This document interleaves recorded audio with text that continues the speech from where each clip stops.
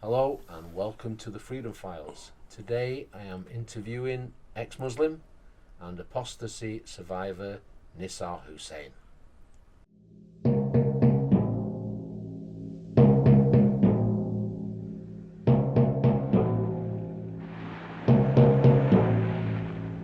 Ici Londres. Les Français parlent aux Français.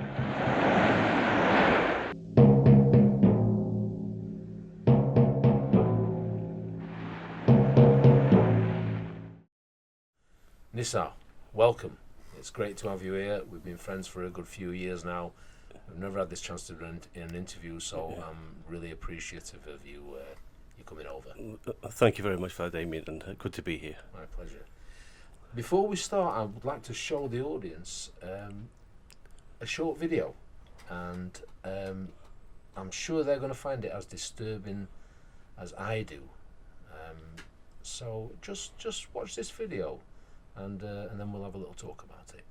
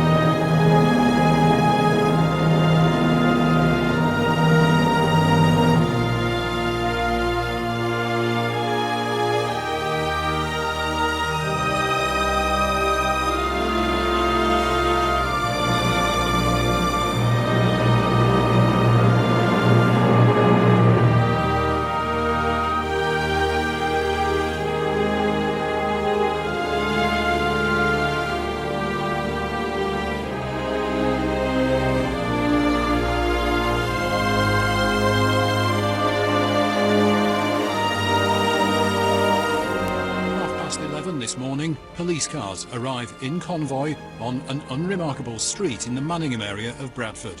The second vehicle is Nissar Hussain's. Well, the armed police have just emerged from Nissar Hussain's house. We understand ostensibly they've checked whether it's safe for him and his family to go back in. These are extraordinary scenes on a suburban street in broad daylight in Bradford.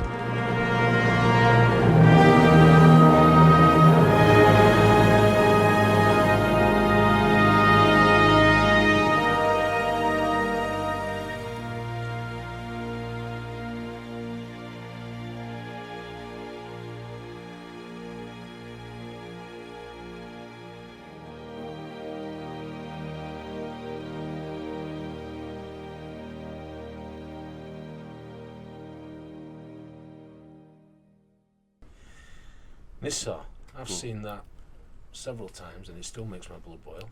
Yeah. And it still makes me incredibly angry. I just picked up there something that I hadn't paid much attention to before, where it says on the news headline, family persecuted, and they had the persecuted in little apostrophes, as if it's questionable were they being persecuted, which I think kind of reflects the attitude of the media. Actually, I didn't pick up on that. Yeah, I just saw it then. I just thought, that's...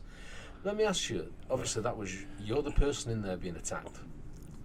Tell us how it came to this. Tell us what happened. In essence, for no other reason for rejecting Islam, not openly, just privately, being a British chap as you do, didn't sort of go out raising banners and shouting from the rooftops.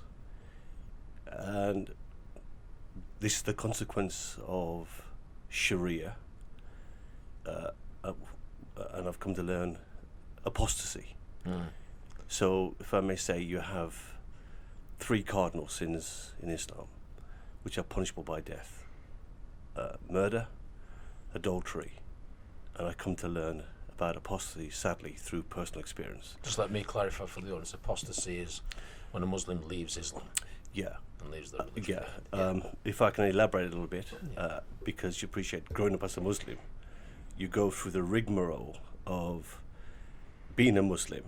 Don't know exactly what it is, but you could call it cultural or otherwise. So you come away from school, have this amazing day with your friends, teachers and classroom surroundings, come home, and then in no time at all go to this dark, oppressive mosque to learn the ancient Arabic scripture of the Quran, which you can't make any sense of whatsoever. You're a Muslim. It's worth highlighting as well that these clips are literally scratching the surface of a whole host of stuff we've had. But yeah. So you were obviously born and raised a Muslim in Bradford?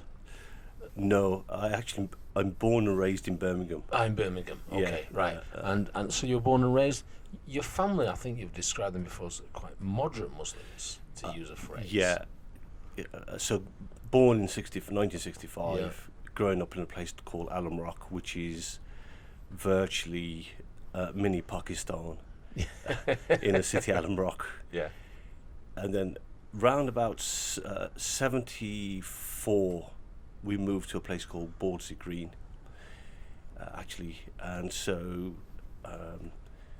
from there moved to a place called Small Heath around about 80-ish, and then lived there until sort of 1994, and from there moved to Bradford. I'd moved to Middlesbrough. I newly got married, just needed breathing space, so I went to live near an uncle, my mum's cousin, and from there we ended up living in Bradford. Yeah.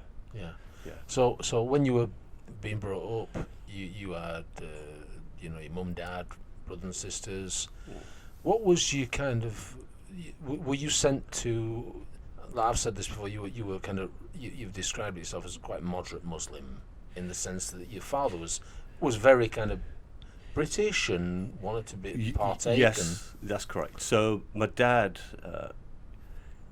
was working for British Leyland. Right. I'm sure even you'll know British Leyland. Yeah. A factory in Washwood Heath. Yeah. And my dad was very moderate. And I think, in all fairness, looking back, my father's generation, they wanted to mix, but certainly my father, I think, was quite exceptional, being a big man, 6'4" of him, actually like nothing better to do. Come at the end of the week, Friday, suit and tie. I always remember his ties, Yeah. And going down to the local boozer. Yeah.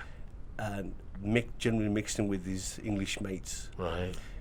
Didn't have much of a command of English, but they seem to really, you know how the British spirit is, once they take you to the heart, and because there were times when, for example, if somebody came unexpectedly, my mum would say, go get your dad, so I'd have to dart down to the local pub, go through all these smoke-filled rooms, or a room or two, and call him out, and he's surrounded with his English mates, or the locals in the pub, in the vicinity, the neighbours and whatever.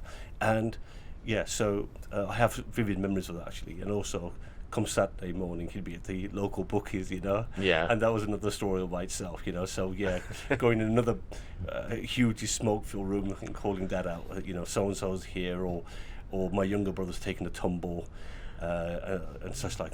Right. Yeah. So very tolerant, very, very friendly, and wanting to mix and wanting to integrate. Right. Yeah. And did he attend mosque? I can honestly tell you, hand on heart, Yeah. I do not remember through my childhood my dad ever going to a Friday prayer meeting. Right. He'd be working Monday to Friday. Right. He'd come home in the evening.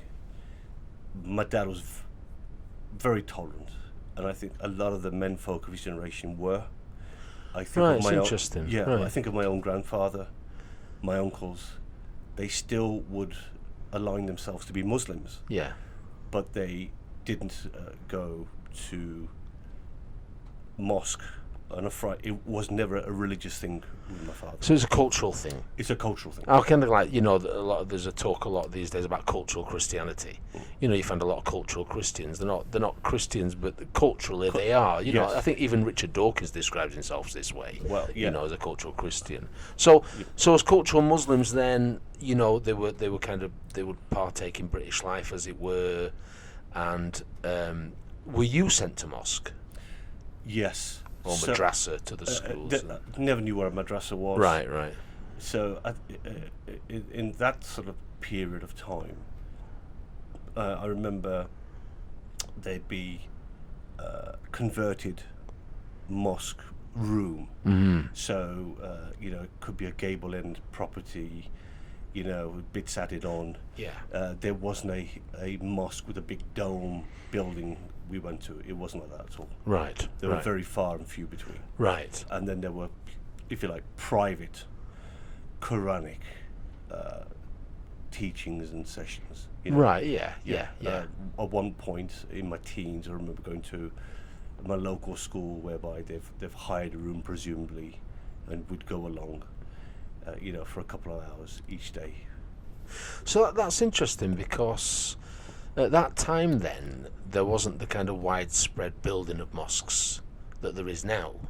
You know, they were kind of more private affairs. More private affairs. Yeah, right. Okay, that's interesting. So as more money has kind of come into Muslim communities, probably to be able to afford the building of mosques, and so kind of more purpose-built mosques, then maybe that radicalisation has grown as well. Yeah, one would assume, looking back, it was knowing how Saudi Arabia and their funding. Yeah. I remember, if I can take you to a point in question, where there, at the time of the Iraq War, there was a mosque that was personally funded by Saddam Hussein. Right. It actually was called the Saddam Hussein Mosque.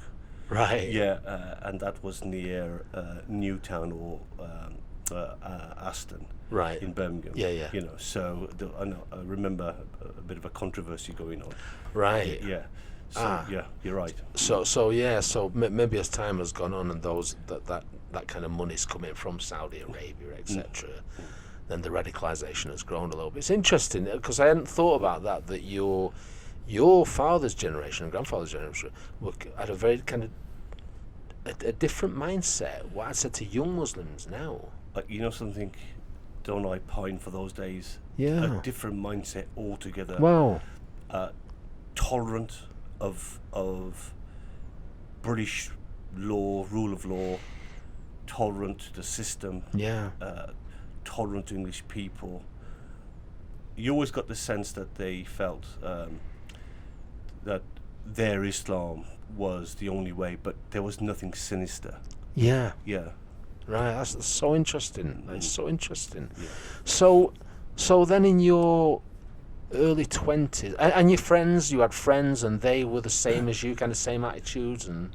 Yeah, actually, I think it's important to stress that we took on Britishness, you know. So my primary school, there was predominantly English. Yeah. In the inner city of Birmingham. Yeah. Obviously, the whole demographics have changed. Yeah.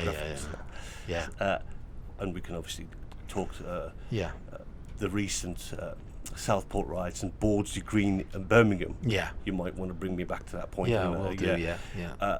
But yeah, so yeah, the whole scenario was totally different at that point in that day and age. So my friends, I personally, we were British. Yeah. We knew that we were different in the sense skin colour. Yeah. You know, or our parents were way over yonder that way, but we Yeah. didn't quite know Pakistan, India. You get me? Yeah. And so we took on Britishness, and so I remember a few Indian mates, lasses, Indian Hindu. We knew that they were sort of a bit different from the so-called Muslim. We didn't connect. We didn't know what it was, but we took on Britishness. Yeah. And we all gelled together, we played together, we scrapped together, we made friends together. This is Muslims and Hindus and other stuff, or Well, no, I'm Muslims. Okay, with yeah, your Muslim friends. I'm referring more because being a minority. Yeah. We were definitely a minority. Yeah. I know that there are sways of areas such as Manningham, Yeah. Bradford, Birmingham. We can talk about this. Yeah. But at that time, English were obviously, you know, being an English country, Yeah. you'd assume that, you know, but thing is, we didn't see any ourselves indifferent, you know.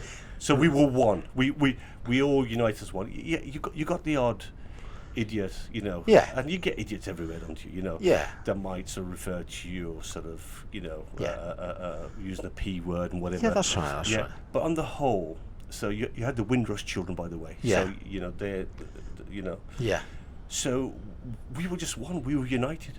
And did you mix? You know, let's say inside school, you obviously mix with white kids. Outside school, would you mix with white kids? Absolutely. Yeah. You know, I'd be in their houses. You know, some of them would be in and out of my house. My mum was obviously. There's that conservatism. Yeah. You know, but Yeah. and not sort of speaking fluent English. Yeah. You know. Yeah. But they would come along. You know. Yeah. And actually, but. Funnily enough, just let me say, two things have struck me as I've been talking to you.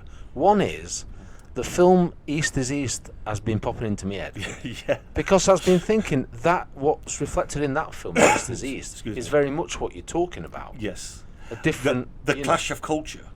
Well, there's a clash of culture, but there's a kind of, you know, the Pakistani kids that they're going to the nightclub. There's, Yeah. you know, the kind of That's right. mixing with whites, That- and that's right. and then the dad is like against it, but he's kind of good natured in his own way, or you know what I mean? Yeah, so that kind of dual double life they were living. Yeah. Yeah. Being sort of cultural Muslims Yeah, or Pakistani on the one hand, yeah. but then obviously English On the on other. hand. Yeah. And the second thing that's coming to mind is you're talking about, you know, going into each. Tommy Robinson, I saw an interview with him where he says all his mates down in Luton were black or Muslims. His best mate was a Muslim. They'd go into each other's houses. That's right. It was just normal. That's right. You know, That's that was normal. It's interesting. Yeah. So tell me, so then let's kind of get to a point here. You're getting older.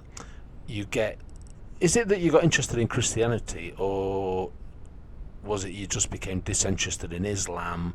What kind of happened? Oh, yeah. Actually, so some of my mates were Christians, some were Catholics, but we didn't know quite what, you know. But and I've got to confess that Islam from an early age didn't particularly hold any real meaning to me as such. Yeah, to get yeah. And I think it's the British mentality, isn't it? You know, we are open and we are respectful and mindful of everybody. Yeah. So if I move fast forward to at the age of 15, so my school friend John Lennon. John what? John Lennon. John Lennon, yeah. It's Same spelling. Same spelling. I don't know whether the mum had a How sense of funny humour. is that? Yeah, I don't know, but I can tell you actually that he was a bit of a, how can I say, I think at one point, did he go through a kind of teddy boy kind of experience? Oh, right. But his brother, his older brother, Yeah. he certainly was a teddy boy. Ah, right. But John was more radical. Right.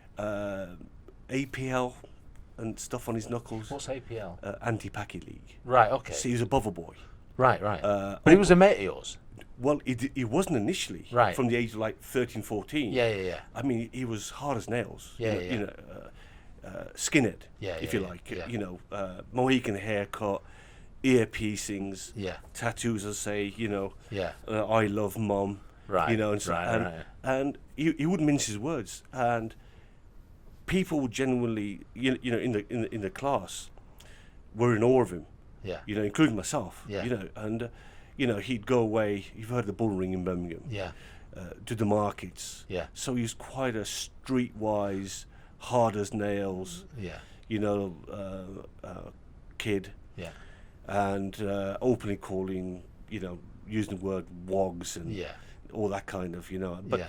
but what happened was that every so often, Damien, he'd go away, play truant for months and months and months, get collared by the education authorities, brought back to school, and now I'm 15 or sort of thereabouts, and I see him, and his transformation was mind-blowing. Right.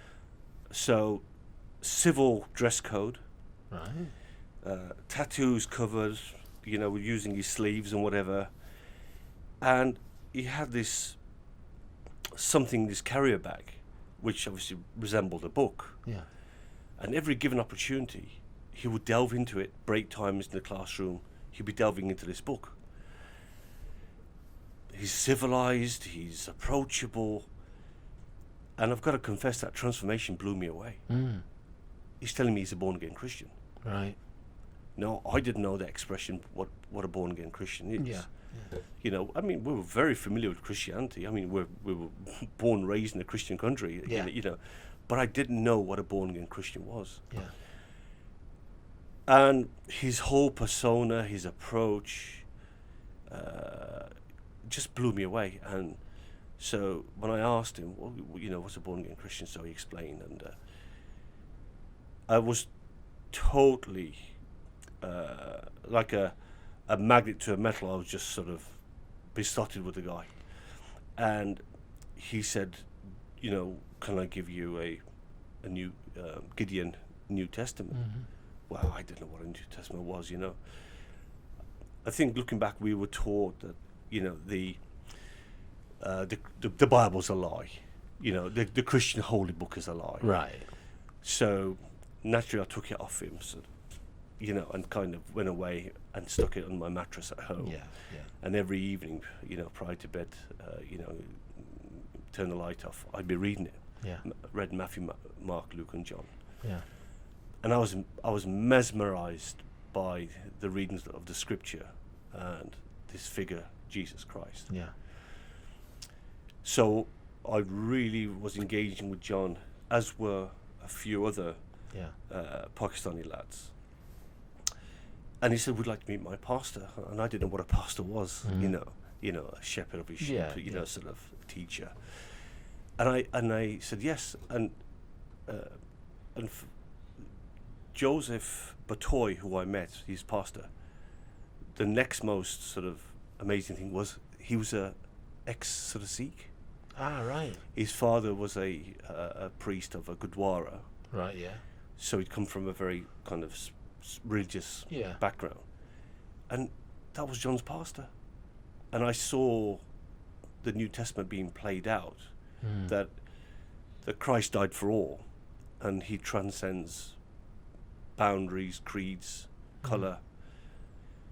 And of course I'd engaged with Joseph, and he was living in the same area of Small Heath, just a few roads down, brisk 10-15 minute walk from where we lived, opposite Small Heath Park. Right.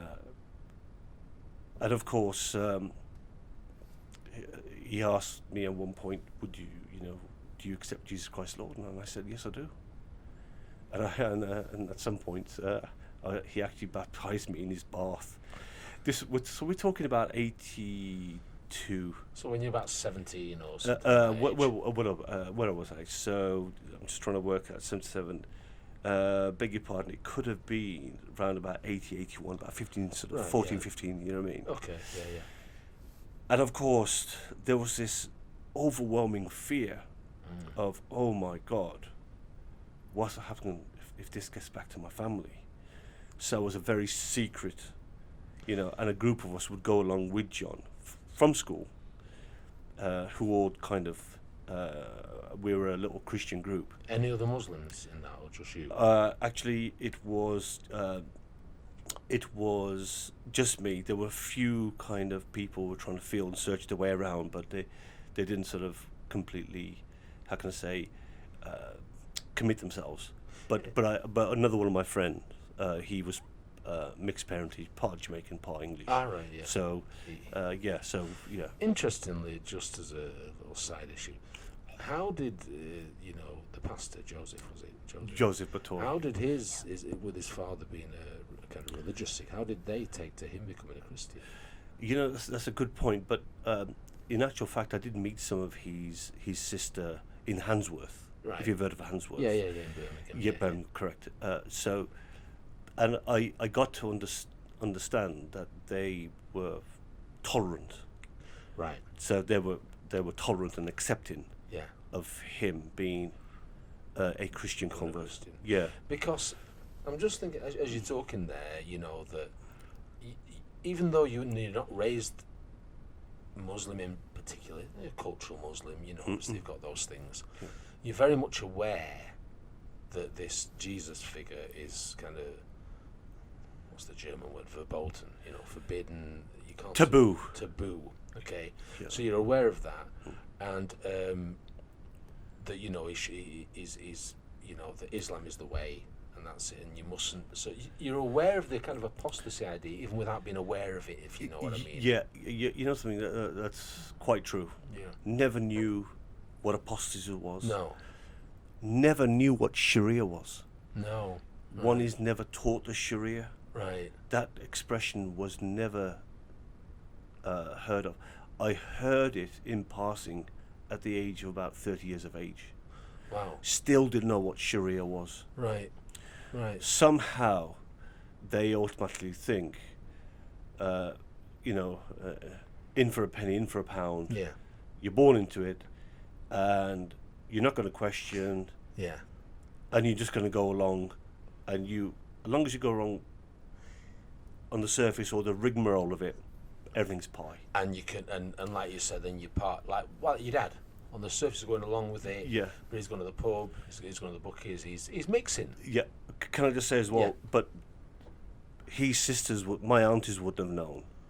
They knew that they were going out for it, but they don't know the full ins and outs. For example, if I look at other family members, my dad say cousins or other relatives. Yeah. It's all done in the manner of hush hush. I'm with you. Sort of behind this kind of veil. Yes.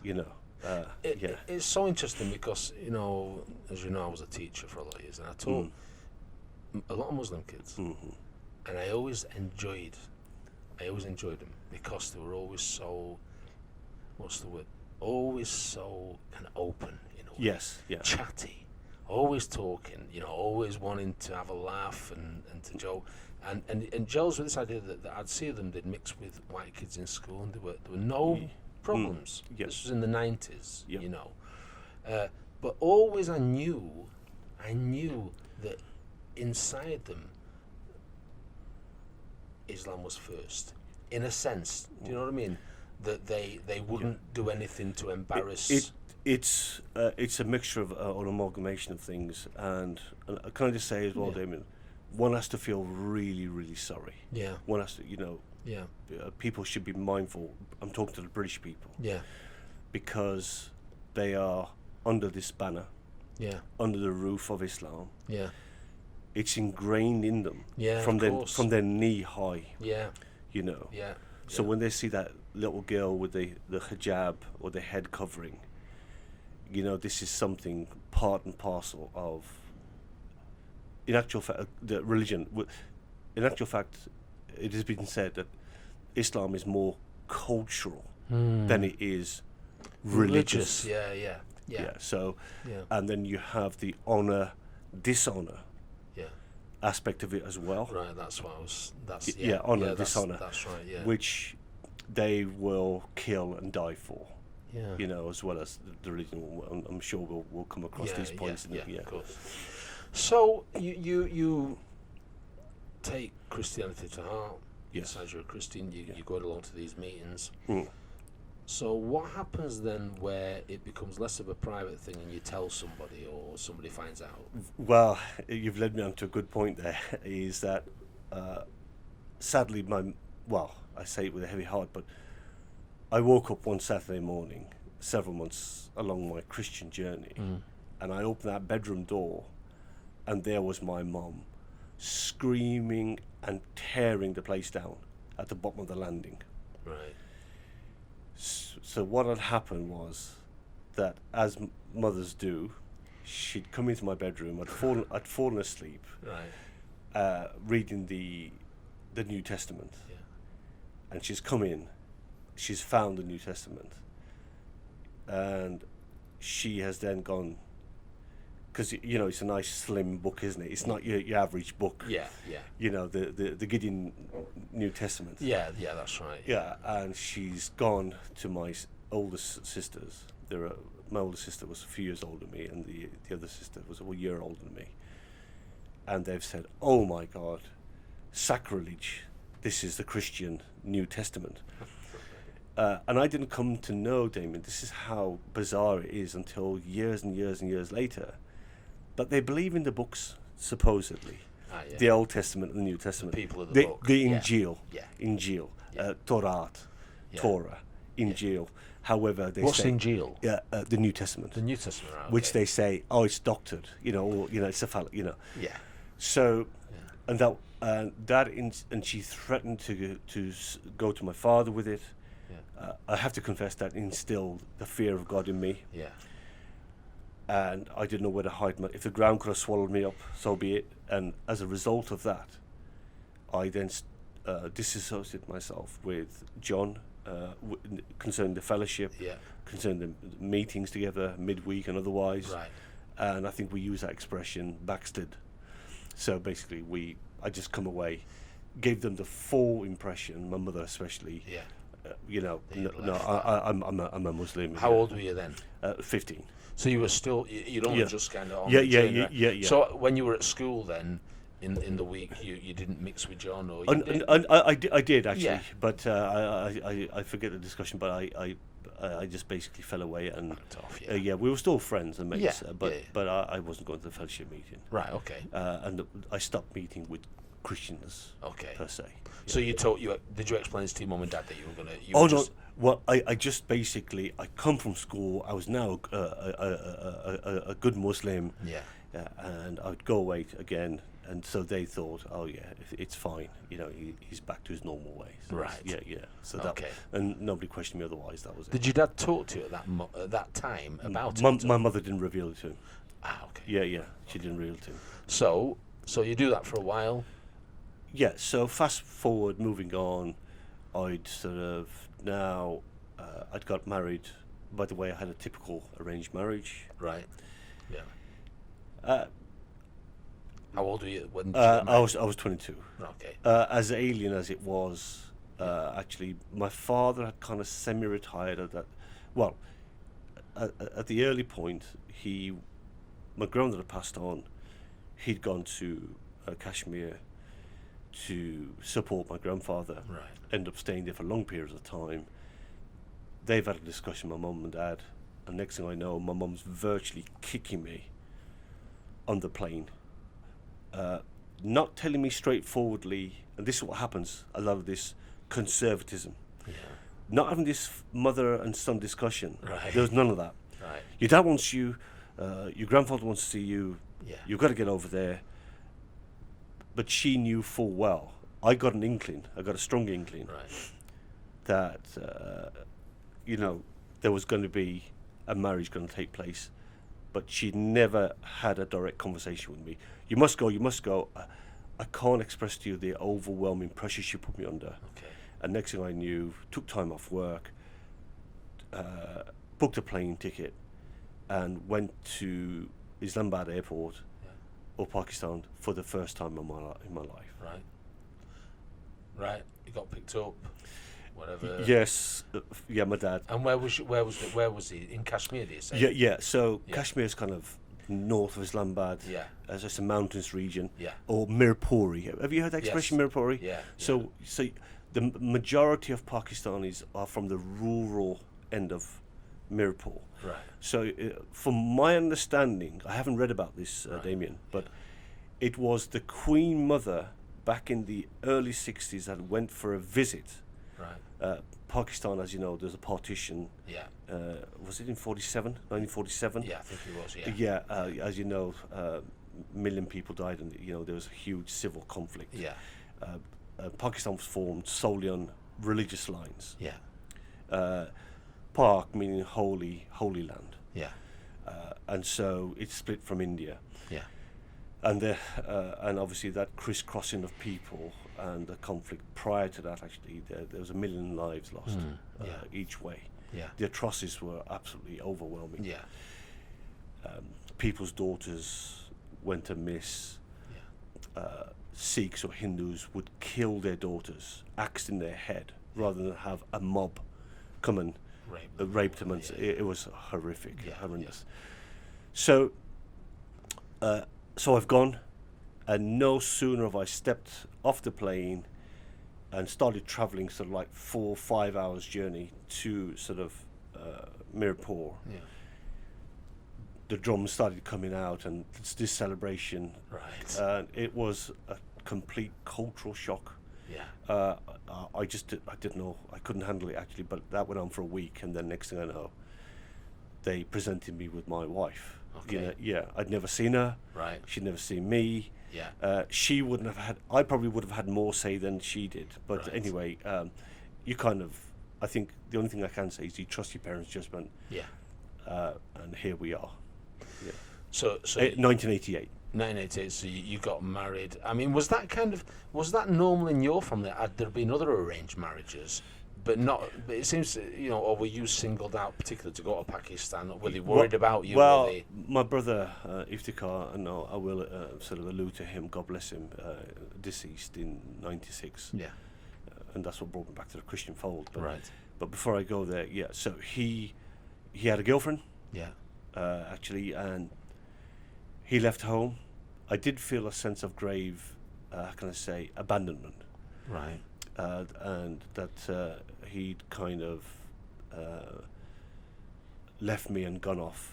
But as far as he was concerned, British fella, wanted to do his own thing, even though my mum resisted him, and my father. My father was more kind of reserved, quiet, but my mum totally resisted that. Was this a British girlfriend he had? She was British. White British? What mother was white? Well, in actual fact, her mother was Irish. Father was Sikh. And so, yeah. did they get married? Actually, they were cohabiting. Not cohabiting. For but my mother, I think he felt a grave sense of pain because my mother and my older sisters didn't want to engage with him. Right. It was, you've done this thing, you've abandoned the family. And so he was ostracised. He was ostracised. That's the word I'm looking for. And did your dad ostracize him as well? Or my dad was, yeah. He was probably a bit. He wasn't as strong in his emotions, but yes, he was. He was ostracised. He'd come along from time to time, but he was just kept sort of. So your brother would come and visit. Yeah. But yeah. And was he welcomed in this? No. Really, no. It's the kind of shunning, and that's another Right. word that I'll hold you to. So you got married out there. I felt, well, you know what, Iftikhar's doing his own thing. I've got a kid brother. Actually, he was 13 years my junior. Right. And my older sister got married, so my oldest.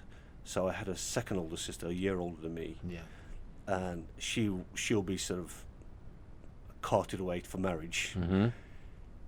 And I've got to do the decent thing and allow them to But by the way, Damien, I had a long-term relationship with an English lass.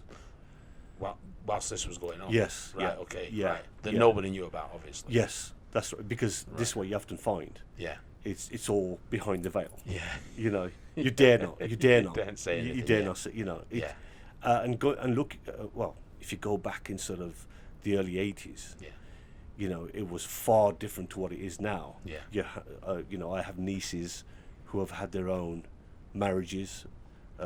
Boy meets girl. Right. Goes back to mummy, and everything's pie. And so they arrange a marriage, and you know, because there are so many. Well, I'm sure you're aware there are.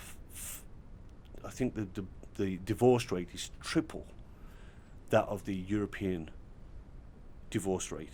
English divorce rate. English divorce rate. Yeah, it's Even very high. European, it superseded their divorce Yeah. rate Yeah. Yeah. 3-4 decades ago. So you're saying that Muslim girls now will meet a boy and they'll say to the parents, "Right, I'm going to marry this." Yeah, providing they're Muslim and all And the rest it's of it. Yeah, got- yeah. So right. Okay. So. But you do. Can I just say you do have these other marriages? Yeah. You know, the girl will have to leave. She'll have to go in hiding. You know, the forced. You've heard Yes. of all Yeah. that. Yeah. The forced marriage. Yeah, right. yeah, So you marry this girl out in Pakistan, yeah. and where do you come? Do you come back to England After a couple of months, yes, I come back to England. with her? Well, I had to go through the visa process. Yeah, You know, sort of, you know, paperwork and all the Yeah. rest of it. Yeah. So eventually, my wife joined me, but probably following year. Yeah. So I have to confess, it's been an amazing experience for me. Yeah. A positive experience. Yeah. Yeah. Yeah. Yeah. Okay. Yeah. So you so what happens then when you come back and so let's the Christianity thing. Yeah. Let's come back to that. What happens that brings that back out into the open? Yeah, so if we move forward to 1996, Iftikhar, he very sadly, he dropped dead. Right. He was standing 1 second, and Right. he was gone the next. Right. And the reason for that was because he was hooked on codeine linctus, Right. the cough mixture. Yeah. You know, so you appreciate. Yeah. Again, we didn't know. Hindsight's a wonderful thing, until the coroner's report and all the rest of it. Yeah. We knew that he had his fascination for cough mixture, Yeah. and we'd see these bottles strewn lying around all over the house. Yeah. But we didn't realise that he was actually addicted to it. He was drinking a couple of pints of stuff a day Right. Okay. at his peak. yeah. Yeah. Yeah. He developed a taste for it from the age of 13. Right. The GP kept giving him repeat prescriptions. Yeah. He's developed a taste for it. It's a well-known fact that heroin addicts, because he's got opiates in there, Yeah. they use as a substitute when they can't get a fix. Ah. Right. Yeah. We were totally oblivious to it all. Right. It was something out of our realm going back then, Yeah. and he'd struggled with it from the age of 13 to the point of when he dropped dead at the age of 29. And he was with the girl at that time and had children or anything? Or? No, Damon. He'd had his battles with the codeine linctus, And with it, yeah. and Rita, his long-term girlfriend, also had her struggles with him, Right. Yeah. Of and the course, associated struggles. Yeah. Yeah. Very sadly, we just learned very recently of Liam Payne, the One Direction singer. Yes. Yeah. Yeah. So he had his demons with drugs and Right. alcohol. Yeah. Yeah, it's the menace of So these things. Iftikhar Yeah. passed away, and this kind of brought back the Christian. I really don't have the words to describe the shock, the pain, Yeah. of losing him. Yeah. And so it was expected. My father, who had now semi-retired Yeah. in Mirapore, expected me to bring his body back. With hindsight, I regret it totally. But anyway, I thought it'd be a good thing to get my mother and my other family members away, my kid brother out of that house where he died, Yeah. and take his casket back to Mirapore. It's very much a customary thing with the older folk, my dad's generation. Yeah. It's all obviously changed, where they all bury them here now. Yeah. Unless they specifically request, an oldie would say, Yeah. before I die, if I die, I want my, like my for example, we've had older members of family die, and they've requested that their body be buried. They're taken back to be buried. Yes. Yeah. They have their own sort of personal graveyards. Yeah. And such like over there. Yeah. And as a result of that, it was the most painful experience of my life. And after some weeks, I was really struggling. I was in a very dark, sort of lonely place, a very depressed place, and I felt to go to church actually. And it was through a work colleague that I expressed to him, look, I'm a believer. And he said, what? And because we used to have these conversations, and he would share after them, and I'd say to myself, Richard, if only you knew that despite not being in church for what, best part of 15 years, in my heart of hearts, I do believe Jesus Christ is Lord. And was he a Christian? He was a Christian. Right, okay. And we would have these deep conversations, and I do a lot of listening, but I wouldn't sort of let on that in my heart of hearts, I believe in Jesus Christ as Lord. Yeah. And when I eventually got back to work, 4 or 5 weeks later, after I came back, I expressed to Richard, look, I'm a Christian at heart. I've been to church for 15 years since I embraced Christianity. Yeah. And it was like he's almost going to do some somersaults. He couldn't believe it. And then I started going to church. Right. And then what happened is that my wife somehow came to the conclusion he's going to church. So with her upbringing as a Muslim in a conservative family, my father-in-law wasn't religious. He was never a bearded chappie. Right. And they lived one of their structural walls was adjoining to a mosque wall. Right. But my father wasn't. Again, he was very tolerant, very relaxed, and I every time I'd gone to see him over the years since marriage, since 1988, he wasn't going and prostrating himself 5 times a day or anything. He had an older brother who was bearded. You do know that the beard is a sign of a sunnah. Yeah. The actions and the deeds of the Prophet, of Islam. Yeah. I want to make a clear distinction, Damien. He's not my prophet. Yeah, no. He's a prophet of Islam. The prophet of Islam. Yeah. Right. And so, however, So after some weeks, my wife just said to me, "You're going to church?" Yeah. And I said yes. And her immediate reaction was, so we had our children, 2 at the time, 4 and 2 respectively. Yeah. Was to pull them away from me. And I felt the loneliest person in the world, because I was really struggling and coming to terms with Iftikhar's death. Yeah. And, and so this must have reflected on my face. And a lady at church who you get to know people, and she said, "Nissar, are you okay? You don't look particularly as though you're okay." And I said, "Actually, I'm not." And I sort of said to her, "I have a situation where my wife, we're living separately at home, and I don't have, I'm not enjoying the kids. She wanted the kids to come near me." And looking back, it was quite a natural reaction. Of course. It's the kind of fear of the unknown. Yeah. She's born and raised in the so-called Islamic Republic of Pakistan. Yeah. And not everybody's prostrating themselves going to mosque day in, day out, but it's just something very steeped with it, and she's grown up with it, Yeah. And then she said, "Okay, would she come? Can I invite you both? Would you?" And let her know, let her sense that we're not sort of, devils. That was a precise, and we're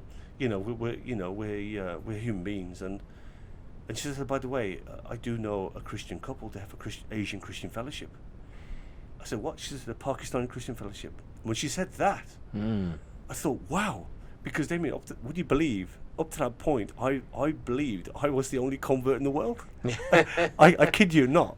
Just to give you an idea how... Well, it's kind of natural to think that, I would yeah. think, because everything's so hidden where exactly. you've come from that you wouldn't know if anyone else was thinking call it that, oppressed, suppressed. Yeah. I said, what? She said, yeah, and she mentioned these people by name, and they sounded like Pakistani names to me. Yeah. And she said, yeah, they meet as a Pakistani Christian group once a month. Yeah. So then I set about sort of persuading my wife. Actually, I think she was trying to come to terms with it. I said, look, a Christian sister's invited us. Would you like to come? And you know, it's a bit mean not to accept somebody. And I think she held on to cultural values. If somebody's inviting you, you know, it's only courteous and right. And she went along with me. And she had a fantastic time with this dear sister. And actually, because she was a family person with a husband and kids and whatever. And then before we left, she said, well, I've contacted so-and-so, and they're looking forward for you to meet with them. And we exchanged contacts and all the rest of it. And we went to this Pakistani Christian gathering. And I think in a nutshell, I would like to say the rest is history, because she, at some point, accepted Christianity. Right. You know. Yeah. I can assure you now, this was no pressure on my part. No. You know, so she really gelled with some of the older ladies, my father's generation, who were saying that we were missionaries in Pakistan, we were at such a place, we were born, raised there, so she really related with them and identified, and she done her own search, if you like, or research, whichever you want to call it, and she embraced Christianity, actually. I mean, I can't emphasize how difficult it is to move from a culture like Islam into a Christian culture, because I was listening to somebody speak about this, a lady who was searching. She was Muslim, and she come to America. Her family were all Muslim. She was Islamic. She went to prayers, etc. But one day she found herself going into a church, but it took her years and years. And she said, I knew truth, but it took me years and years to say, I'm going to make the jump. Yeah, and I think I can really identify with that. Yeah. From my personal experience. Yeah. Because you're up against the whole system. The whole culture. Yeah. The whole culture. And I mean, can I? Sorry to interrupt, but no. I was saying this to somebody yesterday that Islam is, like you say, it's not just a religion; it's a culture. It's a culture. It's everything. So if you leave the religion, you leave the culture, your family, your friends, exactly that. Everything. Exactly that. Everything. It's like me leaving everything. I could tell you, stuff after stuff. For example, 1 minute they're saying Assalamu alaikum, which is the Arabic. Yeah. They would say it's a Muslim greeting, but it's a generic sort of Arabic greeting. Yeah. But as soon we had neighbours who would then say, "Hi, hello." That's it. It's stuff like that. Yeah. Women telling my wife, who were born and raised here, from a Afghanistani background, who are far more conservative than the Pakistanis. Yeah. Unless they're ultra conservative, but generally speaking, they're far more conservative. Yeah. Would in a Catholic school. Right. So the kids are in a Catholic school, and you'd feel that we would be more welcomed and should be, the kids are more suited to as professing Christians. Yeah. I really couldn't tell you too much what Protestantism is. Yeah. Really couldn't tell you what Catholicism is, but we believe in the Lord Jesus Christ. Yeah. And you would feel that my kids would be more, adept. They would have more opportunity of being there than Muslim kids. But Christianity is a very loving, welcoming faith, and for all. Yeah. And everybody's equal in the eyes of God, but not so much in Islam. But that's another point in question. And these women who are burqa'd and hijabbed, they found out that my wife is Christian because they've said to her, "Why are your kids going, for example, on Eid days? You know, you should be celebrating Eid." Yeah. And my wife would say, "Well, no, we've embraced the Christian faith." So we've kind of unprovokingly have heaped up coals of fire on our heads. Yeah. And they'd say to her, "Why aren't you wearing a miniskirt?" So their impression of a Christian lady is, right, yeah. "Well, why don't you wear a blouse now?" And so my wife would say, "Hold on, you're born and raised here. Yeah. I'm born and raised in Pakistan. Yeah. So this is my cultural makeup." Yeah. You know, so Yeah. and obviously modesty, and of course, Yeah. if anything, as you know, Damien, in Christianity, the Apostle Paul speaks of modesty, you know, adornment, and all these things. So you know, it's nothing to do with that in respect. But anyway, that was their idea of Christianity. So we've gone through all these things, you know. Like you say, it's a cultural mindset, and one of 7th century mindset, which will obviously So, your family finds out, your mum finds out, your dad finds out. What happens? You are sidetracked. Well, the shunning, that's the key word. Did they try and persuade you? Did they say, "Oh, come on"? Actually, in a roundabout fashion. Yeah. But because they had remembrance of me back as a 15-year-old. Yeah. And now here I am, 30 years of age. Yeah. Iftikars died dead and buried. They had their own sort of, how can I say, pains and hurts and wounds to sort of bind up, and and I'm now living. I've moved to Bradford from Middlesbrough since 1990, and of course, it was they've got their own children, so they've got their own, you know, priorities, whatever. But my father was trying to put a bit of pressure on my sisters to say, look, you know, this is what he's done. It's caused me shame and dishonor and blah blah blah. And so you become you're shunned, you're disassociated, disinherited. Yeah. It's all by and by. So No contact at all. nothing. They're the most ruthless, callous. You've never experienced coldness like it. When that, you know, that shunning. Yeah. When that comes into it, because it's so religiously overwhelming for them. Yeah.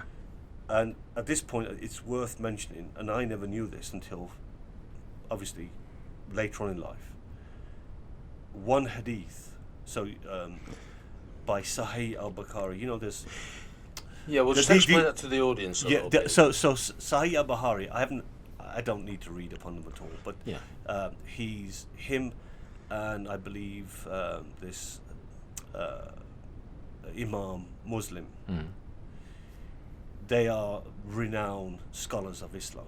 Yeah. I mean, this is going back to the 8th century, 9th century. That's right. Yeah, so we're talking a couple hundred years after Muhammad. A couple hundred years after his death. Yeah. You know, in essence, you have the closing of the doors. Yeah. Yeah. So that happened sort of 9th, 10th century. 10th century, yeah. When Islam fully evolved after Muhammad's death. Yeah. And everything was sort of progressing, and it didn't fully evolve until sort of back end of the 9th century, struck 10th century. Yeah. And there is no more innovation. Yeah. Yeah. Yeah. So Sahih al-Bukhari, as quoted Muhammad 9, verse 57. Anybody who leaves this religion, kill them. Right. This is a direct quote. Sahih al-Bukhari is quoting Muhammad. Right. So just to explain to the audience a little bit, there's these kind of oral traditions were passed down and eventually kind of collected into the hadith, the sayings of Muhammad. Yes, that's right. And Muslims, as well as following the Quran, which is obviously primary, also follow the hadith. That's right. The writings, the sayings, and also the sunnah. The example. Like you talked about the beard before. The sayings, deeds of the Prophet. Yeah. So which all lend hand in hand. Yeah. Yeah. So this saying, this famous saying attributed by Bukhari to Muhammad, is obviously one that plays big in Islam. Yes. Right. So this tells how this affected you. Just to say, Damien, that I wouldn't say that my mum knows the hadith. No. It's a blind leap of faith.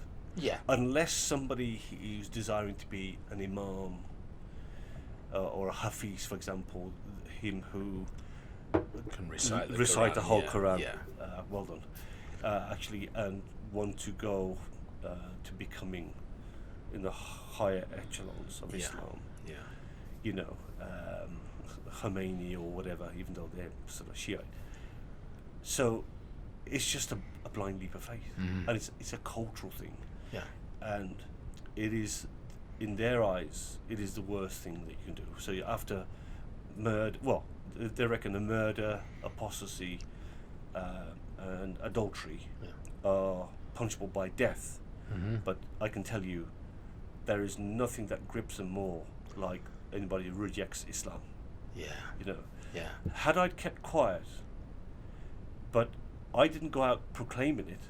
It was one or two friends who I'd come to know, who I thought were good British Pakistanis, tolerant like myself, going out drinking, clubbing. This was in Bradford. This is in Bradford, and being part of their family and being taken in as such. It was them that told me. One friend said in particular, I'd gone to him and I expressed to him that I've embraced Christianity. Yeah. Actually, this is in '96, Yeah. the fall of '96, Yeah. and he lamented the fact that he'd invited me into his family, which is such a sacred thing. But anyway, I was considered one of his brothers out of 5 brothers he had. Yeah. You know, we ate from the same plate and all the rest of it. Yeah. Don't ever knock my door again. Wow. We are done. This is someone in Bradford. This is someone in Bradford, a very close friend of mine. And how did your family find out? Can I just ask how your mum and dad did find out? Yes, actually. So they were. The word gets out. Right. It goes out, honestly, Damien. It goes out like wildfire, and that was it. My kid brother, I invited him to the baptism. Actually, and he did come along. I don't feel he knew what he was going to expect. Yeah. But he looked visibly shocked in church. Yeah. Prior to baptism, whatever. Yeah. And he's obviously gone back and reported to my mother, my dad, and my sisters. So in Bradford, you've told these friends, that spreads around the community. Like wildfire. And then people start saying, rather than Assalamu alaikum, they start saying hi. Hello. A lot of the time, Yeah. you're snubbed, Altogether. you're shunned. Yeah. You know what? It wouldn't be so bad. Can I make out the point? Or make the point? I've never seen myself, given the upbringing I've had Yeah. in Birmingham and the way I've been born and raised, I've never seen myself as part of the community. Right. I just seen myself as British, Yeah. with a bit of sort of colour and culture thrown in, Yeah. but mainly British. Yeah. You know, Yeah. that's how I've seen myself. Right. And to suggest otherwise, it's wrong. And I think a lot of people, probably my shoes, you know, are feeling the same way. That they're trapped, and I will use that word trapped later on as well. Yeah. And so that's it. I'm shunned now. And the next thing you know is that you're name calling. Right. The immediate neighbours, Yeah. you know, then you're demeanoured, you're frowned upon, like you're the bottom of something in somebody's soul. Yeah. You know, Yeah. shoe. Yeah. Again, it wouldn't be so bad, but then it becomes verbal assault, Yeah. from verbal confrontations, Yeah. and actually to my wife and children as well. Yeah. So they are feeling this type of abuse, verbal abuse, and then it gets to a point where cars get torched, cars are rammed using other stolen cars into my car, House attack. Yeah. drive-by brickings. Yeah. It just escalates to the point where you're under siege. You know, literally. You know, on one occasion I had to arm myself with a knife because I was just coming back with my lad from Boys Brigade at church, and my wife had we had our daughter. She was literally weeks old, And I came back, and all the lights of the house were turned off, and I noticed this car was parked in front of our home. And as soon as I tried pulling up, they drove off, and I saw part-eaten burgers and chips and Coke just trashed on our doorstep. Right. And she's on looking out the bedroom window, sees me over the window, and said, "I've been under siege." And so it becomes one of terror. It's a terror thing.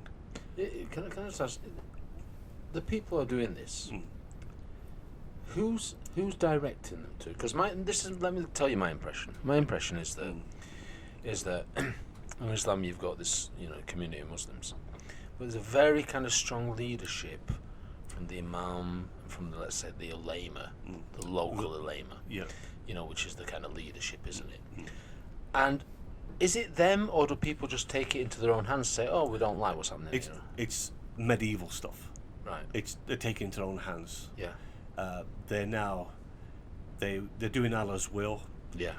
They've got this divine right Yeah. to hate and despise you, Yeah. treat you with utter contempt, and a lot of it's down to their superiority complex of Islam, motivated by Hadith, by the Quran, because again, quite naively, it still didn't register with me that it's all down to the sayings, teachings of the Quran, Yeah. but it is this natural, instinctive hate and contempt, because you're a betrayer, you're unclean, you're a kufr, unbeliever, you're a kafir, infidel, Yeah. you're an infidel dog.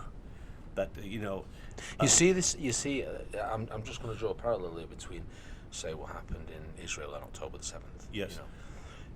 You see the same.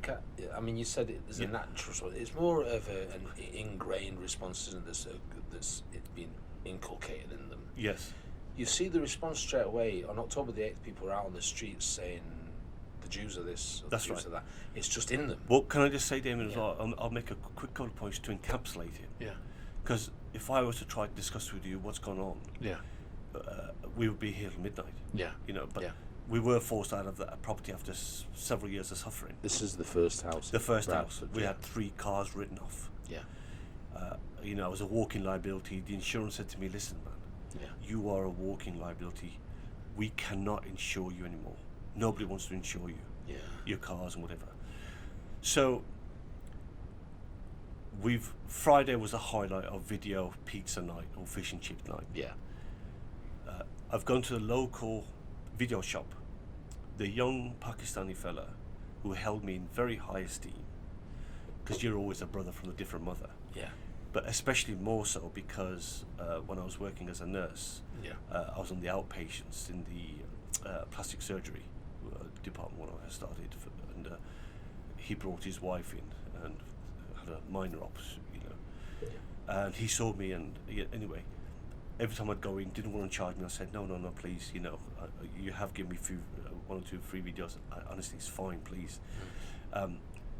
Now I've gone in after the word has got out, and he's seen me come through the door, and if looks could kill, I'd be a dead man. This is a young man in his no more than mid-20s, and born and raised in this country. Yeah. His wife, must confess, even though she wore jeans and a jeans jacket when she came into the ward when I saw her, Yeah. she had a head covering on, Right. which is fine. Modesty and all that, we respect all that. And next thing I know, he said to me, "You're a Christian, are you?" And he was almost frothing at the mouth, and I said to him, "That's right." Yeah. And his words haunt me to this day. He said, "If you were in Pakistan or the Middle East, I'd be the first to chop off your head." Yeah. And I had my 8-year-old Yeah. and my 6-year-old daughter with me, my 8-year-old son and my 6-year-old, you know what I mean? It hit me like a ton of bricks, and I had to just stand there, and using God's grace, Damien, would you believe I still, I didn't retaliate, I didn't say anything to him. We put our video films down, and we put the money down. He just looked at it, and I think it was just an act of grace.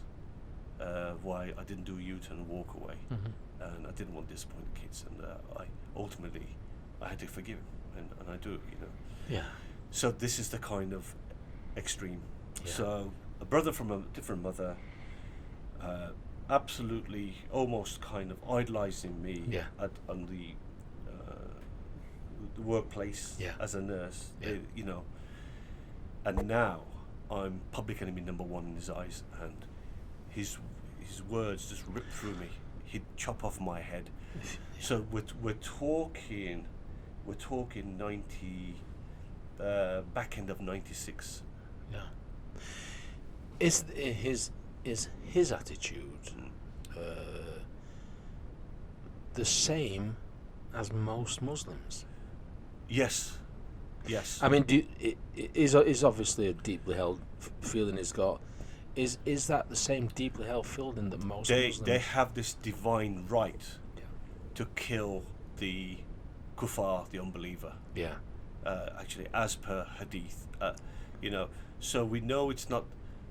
As one dear gentleman who I know, ex-professor of Sharia, Sharia judge, Sudanese brother, who said, and I'm quoting him, it's not Muslims per se, but it's the ideology. It's the ideology, but it's so deeply embedded. So deeply embedded. So I'm thinking there, you know, you said they have the right to kill the kuffar. Yeah. Not just the Muslim who's left Islam, but just the kuffar generally. So I know that in Islam you have Dar al-Islam and Dar al-Harb. Dar al-Harb, the House of Islam, War. House of House War. of Islam, that's yeah. right. And so if you, this is what I think a lot of They're people in a constant state. Yeah, and if one or the other. If you're in the House of War, yeah, you can take the women of your left hand as slaves or whatever. I forget the exact scripture. Whatever your right hand possesses. Yeah. Take. Yeah. That's right. Yeah. So you can. So that explains kind of a lot of the things. The Rotherham grooming. The Rotherham grooming. Yeah. When you put it in that context, it's very logical. Yes. Oh, you're in the Dar al-Harb. Yeah. These girls were in the Dar al-Harb, so we can treat them as we want. Something, and I know what it is, has drastically, fundamentally changed from my time growing up, taking on Britishness, as well as adhering to my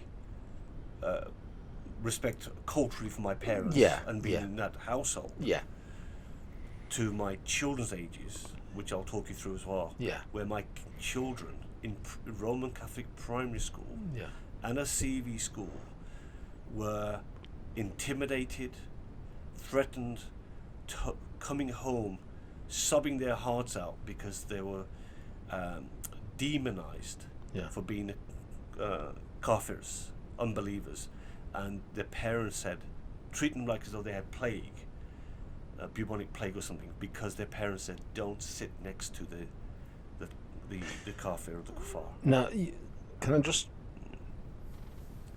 make a point here that you say things have changed, but actually I'm not. I know earlier we said there seemed to be a different time between then and now, but actually, I'm not sure. When you told your mum at 15, or your mum found out you were Christian, if you would have stayed Christian, you'd have been shunned then.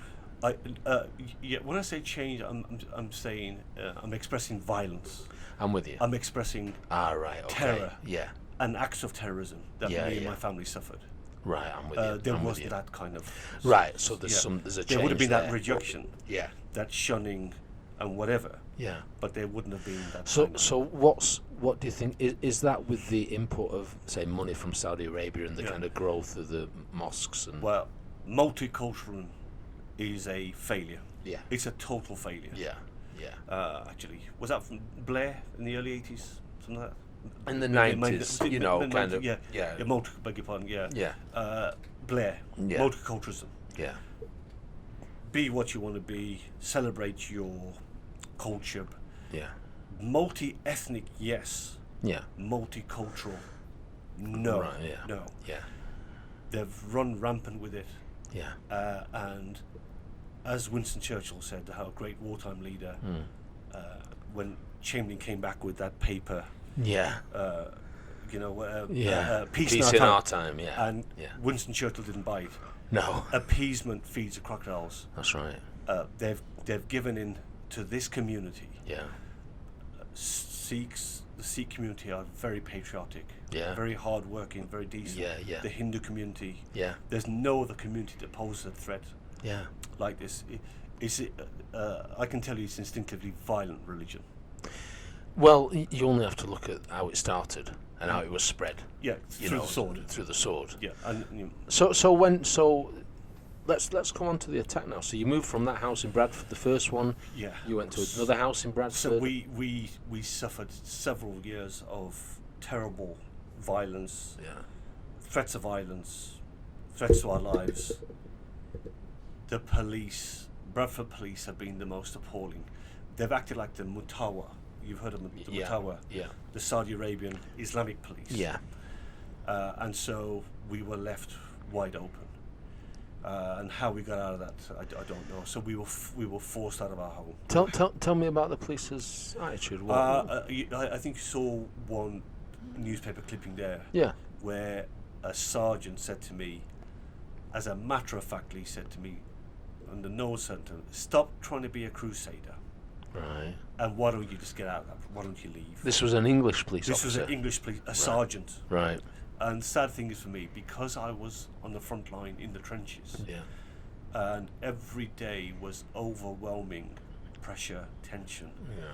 I couldn't think straight, we couldn't function straight, my kids were clinically depressed, Yeah. my wife, we weren't living, we were existing. This was frontline stuff. Yeah. You know, your car's sort of 8 foot up in flames. Yeah. You know, it's just been rammed Yeah. by the kid that lives 4 doors away. Yeah. And the police are not taking a statement. You know, so it's been a cover-up start. Well, I can equate it to the Rotherham, the section of these poor English lasses Yeah. who have been raped and pillaged. Yeah. Parents are going to the police station. I mean, they were in pieces, weren't they? Saying our daughter's at such an address. Yeah. Please, you know, we need our daughter Yeah. taken out of our situation with Yeah. these men, and the police would threaten them with arrest And arrest the girl. and arrest the girl. It's incredible, isn't it? Yeah. So Yeah. if you can, which has been, it's all come out in the public now. Yes, yeah. But if you can, it's the same mentality. West Yorkshire Police, Bradford Police in particular. Yeah. They signed our death warrant, Damien. You know. So you moved from one house to a different area in Bradford. Yeah. Some would say that I jumped from the frying pan into the fire. Right. But Damien, the fact was that, look, I was a working guy. Yeah. Okay. We now had 6 children. Yeah. Actually, and as I say, all amazing, Yeah. high achievers. Yeah. Some are doctors, Yeah. you know, some are teachers. Yeah. You know, I'm so proud of them. So proud. Some are psychologists, Yeah. and I know that their tenacity has been amazing, and their lived experiences has really given them that drive. But yeah, we were left completely vulnerable. We were left wide open. Sorry, you might want to. Oh no, I was just going to say. So you moved to this other house in Bradford. Yes. Was it that in the Pakistani Oh community yeah, as well? yeah. I think what I was trying to allude to, 2 of the kids Yeah. had got into, they'd passed the 11+ stage, Right. one passed the 10+ stage. Yeah. From a local, Catholic primary school. Yeah. And they're going to Bradford Grammar. Right. And so I was the sole kind of breadwinner, Yeah. driver. So we needed to be near Bradford Grammar School Yeah. Yeah. because I was working at the hospital. And so I actually moved into Manningham. Right. Now, Manningham, Yeah. the riots, Yeah. 2 riots, Yeah. 20 odd years ago, Yeah. they turned all the English businesses upside down. Yeah. Lister's BMW, they turned upside down. Yeah. Drove off with cars. Yeah. It is sort of 7th century barbarian stuff. Yeah. But I actually thought, you know what, this community's moved on, you know, and the fact is that I've learned from that, and you know, I'm not living in middle of, you know, Mecca. Yeah. Or Yeah. middle of Pakistan or Indonesia or something. Yeah. You know, it's not a Muslim state. Yeah. But to our peril and our demise, I almost got bludgeoned to death, as you know. So that video that we saw yeah. is you. So just describe when that happened. Well, actually, it stemmed from the catalyst was an extended Pakistani Muslim family. These are ex-rogues. Some were drug dealers. Yeah. They're living as an extended family. Actually, I only found out afterwards. But just to say to them, also, you had in 2006, you had a price hike. It was the housing market was going crazy. Yeah. And it's all about affordability. I didn't have hundreds of thousands coming out my back pocket. Yeah. So I had to make do what I could. And given the size of the family, that was the best we could do under the circumstances. It's a beautiful Victorian home. Yeah. Sadly, we know it's the area, it's the people, it's not houses near us per se. But I genuinely didn't feel that this would come back to bite us again. And sad to say, Christians were nowhere to be seen. We were kind of, if you like, left abandoned by the church. Yeah. And the only conclusion I can tell you is fear. Yeah. So they would be a liability if they're seen to be walking with me. And to give you an idea, I spent 11 days in hospital after my attack. I was kneecapped, suffered a broken hand, trying to prevent my head from being bludgeoned in. The police called it assault. It was an open and shut case within a matter of weeks. Yeah. I spent 11 days in hospital, not one, and I say it with a very heavy heart, Christian. Doesn't matter to me, black, white, yellow, Catholic, Christian. Nobody came to my. In actual fact, I was going to say nobody came to my doorstep, but nobody even phoned my wife to see how she was. Can you imagine? And you were a member of the church there. You were Yes. part of the church. And Yeah. everything. Yeah. See, like you said, that there's a lot of fear. I mean, you Fear. see this fear of people now. People in, I'm a Catholic, can't speak. They don't want to speak out. No. They don't want to put their head above the parapet. They're very, very scared. And you presumably you'd be labelled as racist or We're labelled as racist. Islamophobic. Islamophobic, Yeah. racist, and Which they use to good effect. Yeah. And that word should be trashed. Yeah. Since we mentioned that word, let me just give you a quote here from the late great Christopher Hitchens. Okay, and this is what he said. It says, "This is my urgent message." It says, "I urge you, resist it whilst you can, and before the right to complain has been taken away from you." He said this in 2009, which will be next. "You will be told you can't complain because you're Islamophobic." And another little quote. "The barbarians never take the city unless someone holds the gates open for them." Okay, this was in 2009. How true has that become? Yeah, I didn't know much about Christopher Hitchens, but that particular paragraph that you've read out, I actually saw that video. Yeah. It flashed across me somehow. Yeah. And I was riveted to the man. Yeah. And my thinking was that's prophetic. Yeah, very prophetic. Yeah. And he obviously, it's 101%, and it's still very relevant. And from 2009, things have got far worse. Yeah. More than you and I can sort of talk about here in this discussion. Yeah. It is can I just say, from my perspective, my experience from the inside out, it is a failure of the state. It is a failure of police. It's a failure of these elitists and liberalism. Yeah. This far left liberalism. Yeah. These what they call these idiots, the useful idiots. Useful idiots. Useful. Yeah. This is what they are. Yeah. And the fact is, it's a very bleak picture for this country, for Europe. And I think what he says, when he talks about Islamophobia, it's just a fear of Islam.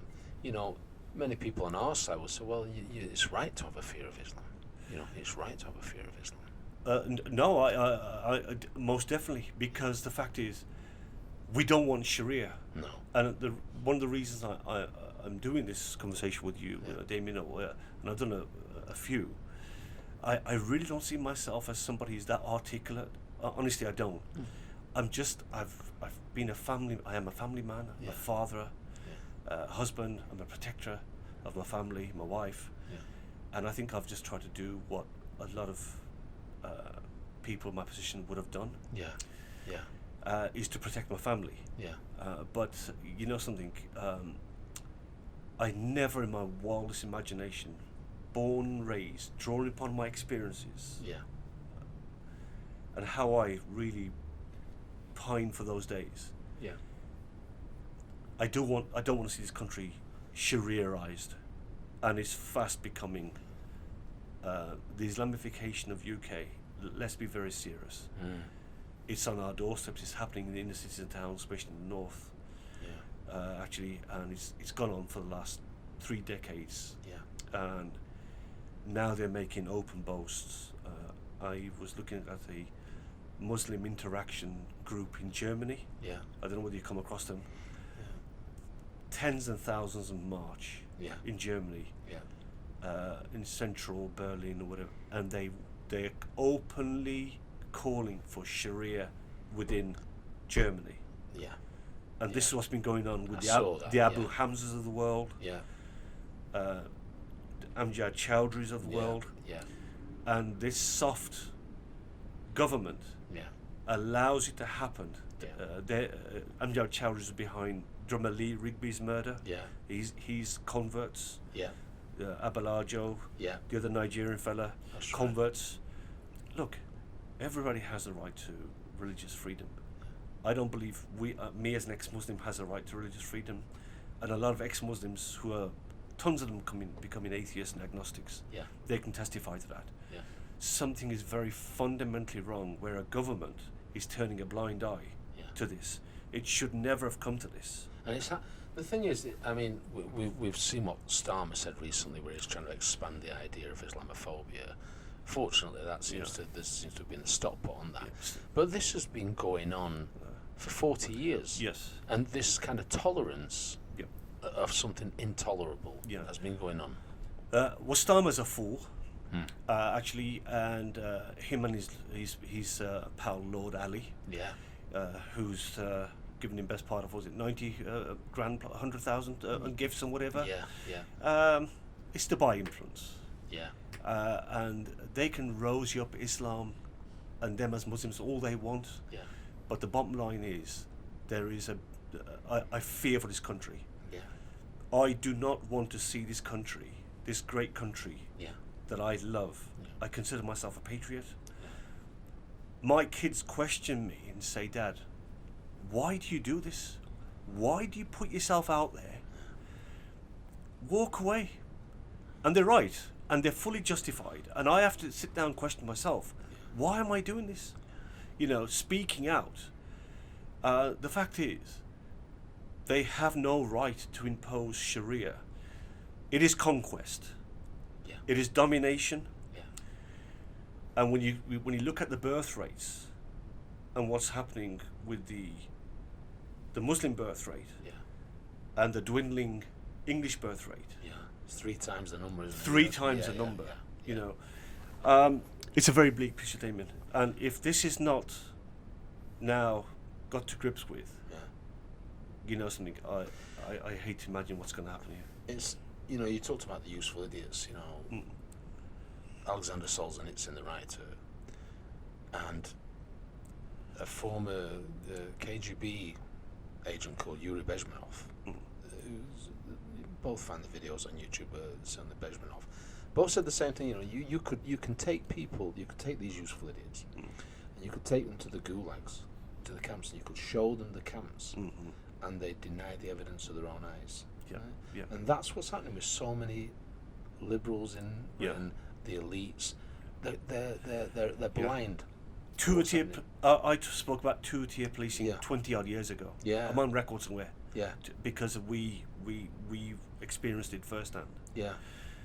Two-tier governance is now a big issue. Why? What are they so scared of? They're terrified of being labelled Islamophobic and racist. Racist. It used to be racism. But they use that wonderful word, Islamophobia. You have people like what's her name, the previous Conservative lady, chair of the Conservative Party. Liz Truss, Theresa May. No, the Pakistani lady. Baroness Wazi. Warsi. Yeah. Warsi. Yeah, Thank you. yeah. She wades in. Yeah. Naz Shah, Nissar. who refused to meet with me on 3 appointments, and on the 3rd appointment she cancelled. She said, I need to take advice about this. Never came back to me. So they're power based. They're the bloc Muslim votes. Yeah. It's a patriarchal system. Yeah.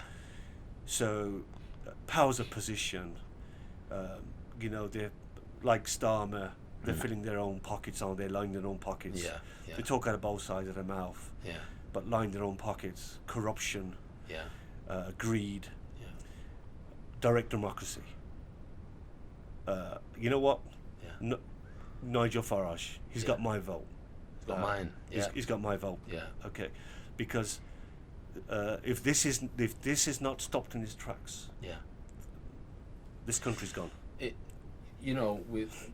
We've talked a little bit probably about the myth of the moderate Muslim. Yeah. Okay. And I'm just going to refer to the kind of Israeli situation again. In Gaza, for example, it's said like 80% of Gazans support Hamas. Yeah. In Lebanon, Yeah. the same amount and probably more support Hezbollah. Yeah. So this kind of mentality is deeply embedded. Is how do you see? Let's put it like this. In the next 10 years, how do you see the influence of Islamic doctrine spreading in the UK, and what are the consequences for Britain? As I've stressed a bit earlier, it's very bleak. I don't know what you're aware, but I was actually looking to relocate my family to Poland or Hungary. Yeah. Honestly, Right. this Yeah, of a truth. Yeah. Because that's how it was. It was, we were being. Strangely enough, I've thought about that myself. Yeah. Yeah. I really feel led to just. I had. Have you heard of Raif Haidal Mankou? No. Okay. He's a historian, author, and royal correspondent, broadcaster, specialising in British national culture and identity. He's from a Sikh background. His father's Sikh. His mum, she's of Polish royal descent. All right. Yeah. Yeah. So back on 28th of May, he was in a debate with Abdullah al-Andalusi. And this is what he said. He said, very sizable Muslim minority population of this country view attitudes and beliefs run contrary to our Christian culture. First generation children and grandchildren. These children hold far more radical views than their parents and grandparents. Yeah. One poll done by the Policy Exchange showed, and it's quite unbelievable, 1/3 British Muslims aged 16 to 24 believed ex-Muslims should be put to death. Wow. Okay, for apostasy, that is. Wow. Okay. Yeah. 75 of British Muslims do not believe Hamas committed murder. 75%. 75% rape and kidnappings on October 7th. Wow. In keeping with previous polls, 31% of British Muslims believe that America was behind 9/11 attacks. 7% believe it was the Jews only. 4% believe it was Al-Qaeda. More Muslims believe Diana, Princess of Wales, was killed because she wanted to marry a Muslim than believe it was an accident. 62% want to restrict free speech in order to protect their religious sensitivities. 52% believe that there should be no picture of Muhammad. Most scarily, 9% of British Muslims, that equates to 400,000 people, identify as being Islamists and supporters of terrorism, and 15% sympathize with terrorism compared to 6% in France and Germany. 81% of British Muslims identify as Muslims first and British second, whereas it's only 66% in Germany and it's only 46% in France. he goes on to say, we have a real issue here which we need to address, and we can't keep covering these things up. Multiculturalism has failed, and Islam is a tinderbox waiting to go off. My post in support of Nigel Farage, and it was taken down. All I did is I provided the same stats for simply telling the truth. You get silence. It's as if the establishment elite understands that multiculturalism has failed and Islam is a tinderbox waiting to go off and treading on eggshells around it. It reminds you of the last 30 years of Rotherham and Oldham, when the police, social services, councils, terrified by political correctness, so beholden to this ideology of multiculturalism that they allowed this industrial scale of rape, 1,400 young girls by Pakistani Muslims for fear of inflaming community tensions. We have imported vast numbers of people in this country who have no intention of assimilating. They live in Islamic silos with little or no interaction with wider British society, with abhorrent cultural practices are being practiced, such as forced marriages, honour killings, FGM. Britain is now the global centre of acid attacks. Yeah.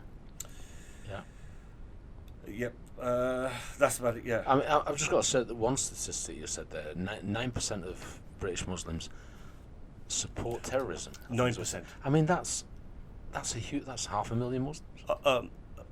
I'm sure you're aware, Damien, that the police, 400,000 Islamists on their record. They cannot. No. It is impossible. You can't keep track. They can't keep track. Yeah. They can't keep track. Yeah. I mean, Damien, if one can go on, the Wakefield school pupil, the Batley school teacher. Yeah. And I thought to myself, you know what? How privileged you are. Yeah. You've got police protection. Yeah. We didn't have that. No. 11 days while I'm on my back. Yeah. After 2 operations, 3 in actual fact. Yeah. My wife is having to go out the front door. No protection. No protection with my young kids. Yeah. It's the, like you said, 2 decades ago you were talking about 2-tier policing, and it's quite evident. It's quite evident from the response to what happens with, say, the place at Mambas. Okay. Now, those people who threw bricks through windows, okay, they broke the law, so they should be. Yeah. That should be responded to appropriately. They should be sent to prison or whatever. But there's definitely, look at those officers. That female officer who was punched in the nose. The Manchester Airport. Yeah. No. Nothing. The poor police lady's nose got broken. That's right. In 2 places apparently. Places, And nothing. Nothing. This is what I'm trying to allude to. Yeah. They've made them a protected class of people. Yeah. They can't call me racist. But I'm the wrong kind of brown. That's right. But all I'm trying to do is say, hold on. I foolishly believed in British democracy. Yeah. I believed in British freedoms. Yeah. In religious freedoms. And what have I got for my troubles?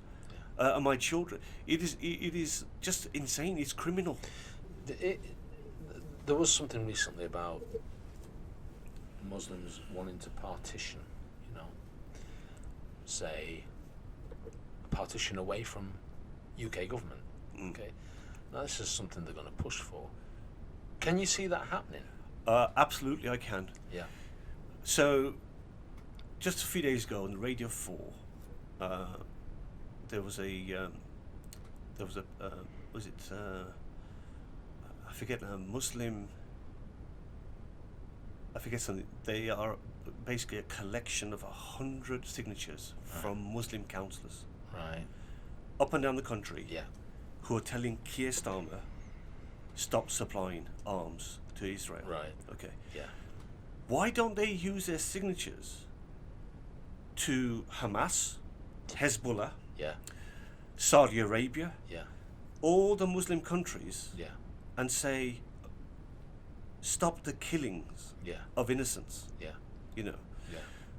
Have you ever heard of a Muslim leader stand up and openly say this was morally wrong? what they done to the those appalling massacres, No. which is beyond human comprehension. No. Never. You know. Never. So yeah, Just let me just think another. How many ex-Muslims are there currently in the UK who are in hiding? Like you yourself, Yes. are in hiding, aren't you? Essentially. well, can I just say we were moved out by armed police Yeah. in November of so almost a year to the day of my attack. Yeah. So in a SWAT style operation, we had 10 armed police Yeah. come crashing through the front door, the back gate, Yeah. nearly startled my wife to death. Yeah. Is Nissar Hussain here? Does he live here? Yes. Right, we need you indoors. Anyway, so I thought, oh my goodness me, it was surreal. So Why did they do it this way? we cannot leave you out of our sight because we have intel to suggest your lives are in imminent danger. Right. I wasn't even allowed to go to my car. Right. I had an armed copper Right. walk with me from the home down these steps onto the pavement into the car. Yeah. Actually, and I said to the sergeant, this is as a failure. I don't take any comfort from your armed protection. Yeah. And he seemed offended by it, and he said, we're here to protect you with our life. And I thought to myself, well, who's going to get past him with AK-47 type of, Yeah. guns and rifle machinery, whatever. And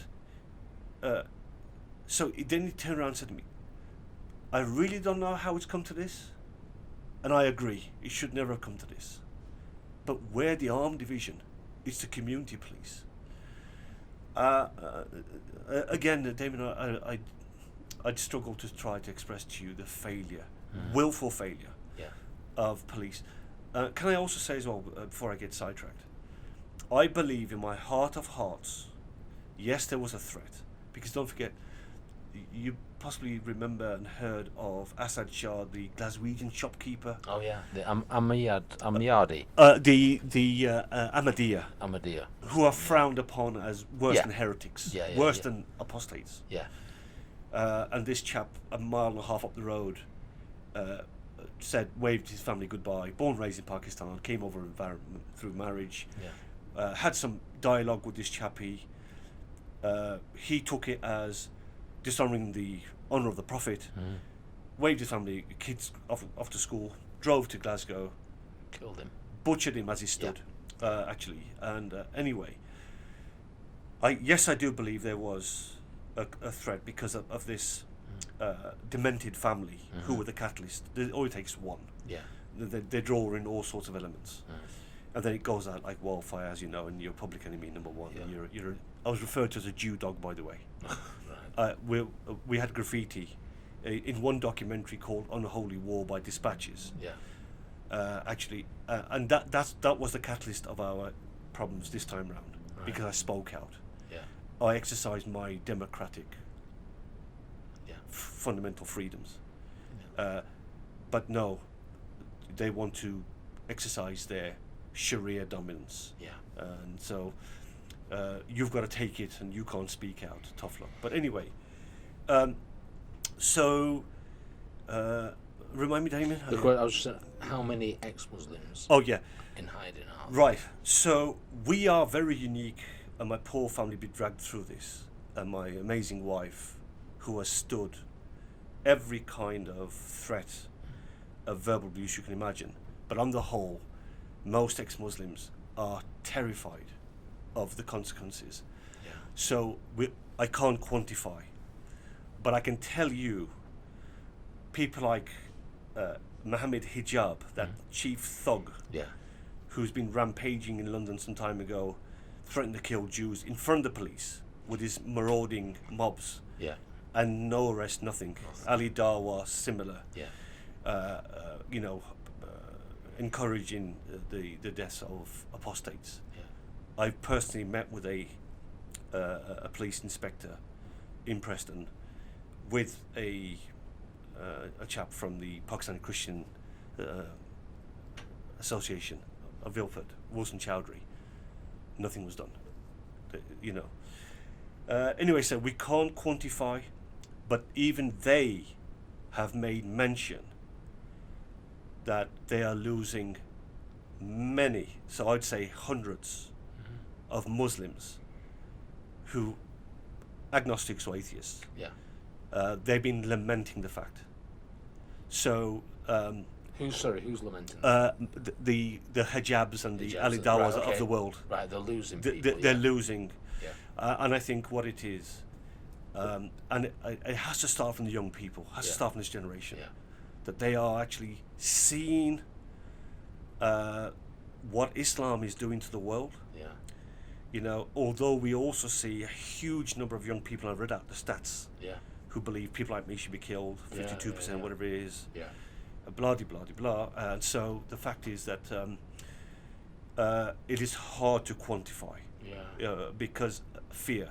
Now, one of the points of the Legalise Apostasy campaign that I run with retired ex-major Neil Petrie, we are now looking into raising an organisation to support ex-Muslims. Right. I don't mean lip service. No, I mean no. actually support them, because Justin Welby turned his back on me 15 months before my attack.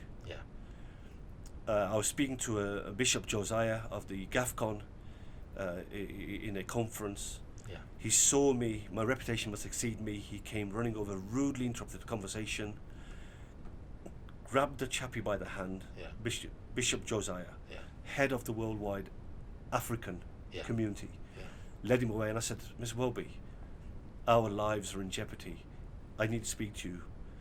Go and speak to Toby Howarth, this current bishop. Right. And I said, no, 3 bishops have failed me before him.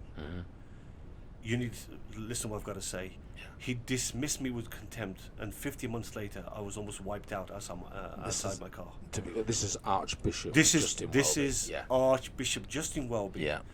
They speak and act and support. Well, they speak and act more like Muslim imams than they do of leaders of Christendom. In a recent Facebook, and people can go look him up. In a recent Facebook, in the Ramadan time, he was boasting about how he had invited such and such a Muslim leader or leaders, a group of them, at Lambeth Palace. In his own words, he said, for breaking of the iftari. Iftari mean breaking of Ramadan fast. And this man, this Judas, he's a godless man, and let it be put on record. And if he was here in front of me now, I'd tell him the same thing. They are politically correct, sold out Cowards. to interfaith. Cowards. They're cowards, Yeah. sold out interfaith, ecumenical dialogue, and Muslim friendship. That's all good and well, but it should never be at the compromise of us who are exercising our religious freedoms. We don't make a boast of rejecting Islam. We go about living a life, and we are subjected to Sharia. From enough, Christopher Hitchens said that the people who would facilitate this were the preachers and the priests. You know, this was prophetic. May I think it's very poignant on that point again. Okay. So we're now talking 1974 by a chap called Hurari Budamin, later president of Algeria, between 76 and 78. This is him speaking in the General Assembly of the United Nations. One day, millions of men will leave the southern hemisphere of this planet to burst into the northern one, not as friends, because they will burst in to conquer, and they will conquer by populating it with their children. Victory will come to us from the wombs of our women. We are 50 million Muslims in Europe.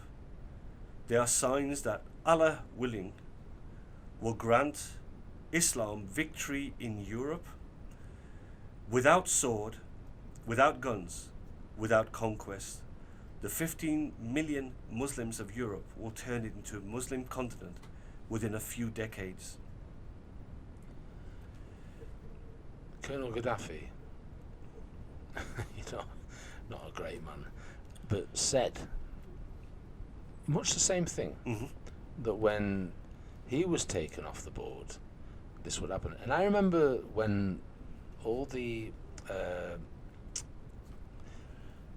immigration started to happen, all the votes started to happen, it seemed to me that it happened almost overnight, as if somebody had said, "Now's the time." And that seems to me what's happened. And he's absolutely right that no gun needs to be fired. No sword. Yeah. Because population will do it. Sharia is their lifestyle. Yeah. Their British passports don't mean nothing. Yeah. Their allegiance is to Sharia. Yeah. Saudi Arabia, the Islamic motherland. Yeah. This is why I keep saying it's a bleak picture. Something has gone drastically wrong. History has been taken away from schools. Yeah. History is not being taught. No. British culture has been given over to them to be destroyed. You can't even have nativity plays in primary schools in the inner cities and towns. Yeah. Especially with high Muslim, Yeah. populace, because they don't want to offend Muslims. Final question. Is there a cure? And if so, what is it? The cure is that they trash multiculturalism. They respect multi-ethnic. Yeah. And they hold or bring back British values, teach British values in schools, and really call this thing out and say they are not going to stand for it. Yeah. We see it happening in Europe's in a crisis, aren't they? They are now trying to stem the flow. Yeah. Sometimes you wonder whether it's far too little too late. But I think they need to call this Islamophobia out and say, you know what, you have your religion, you have your mosques, you have freedom of religion. We want reform of, for example, Sharia. Yeah. We want to protect ex-Muslims. Yeah. And we want reform of apostasy, the laws. It's like you have, they've outlawed forced marriages, aren't they? Yeah. You simply can't do that anymore. FGM. Yeah. So it's now come to a point where they need to outlaw apostasy. Yeah. Contemplating or killing of apostates. Yeah. And really say, no, this is a Christian country. Yeah. We hold steadfast to our Judeo-Christian values and principles, which is the bedrock of Western civilization. That's right. And you need to now respect our way of life. Yeah. Otherwise, just like with Southport, you need to bring the book on these people. Yeah. And just mentioning Southport very quickly, again, to give you an idea of the two-tier system. I mentioned Ballsy Green earlier in my conversation. Ballsy Green's era, as you know, I grew up there. Yeah. As I mentioned, before moving to Small Heath. That particular area, did you see the pictures where the Sky news reporter was really felt threatened for her safety? That's, yeah. But thankfully they did have security, despite the fact that the actual Sky van truck, they had the tyre slashed and it was damaged. Yeah. And you saw how these young men, angry and irate, came over and swearing, and she had to cut it short. You didn't see one policeman there, did you? No. That particular area around there, I used to go to a sixth form school. It was back 40 odd years ago. Yeah. That was a predominantly white English area. Right. It was a very lovely, decent area. So it just goes to show, they've blocked off that roundabout. Yeah. There are 5 exits. And there's a police station, Stedford police station, 2 minutes drive from down the road. You have a major hospital, a stone's throw from where the lady, if you can visualize, looking where you saw her. So if she was to throw a stone in front of her, it would land in the hospital grounds. Right. They had to cancel operations and all sorts of things. The police the echelons of the police, the hierarchy, went to the Muslim business leaders. Now, I have to understand, scratch my head to say, business leaders, but anyway, and they went to all these self-confessed community leaders. They said to the police, you don't need police there. You don't need to make arrests. They dictated to the police, and there was not one person, no one, and you saw how they're playing. They were doing their wacky races, zipping around with old cars and racing around, block off everything, and there was nothing. So again, one can go on and on. These are the two-tier stuff. You know what I mean? So the politicians need to grow a backbone.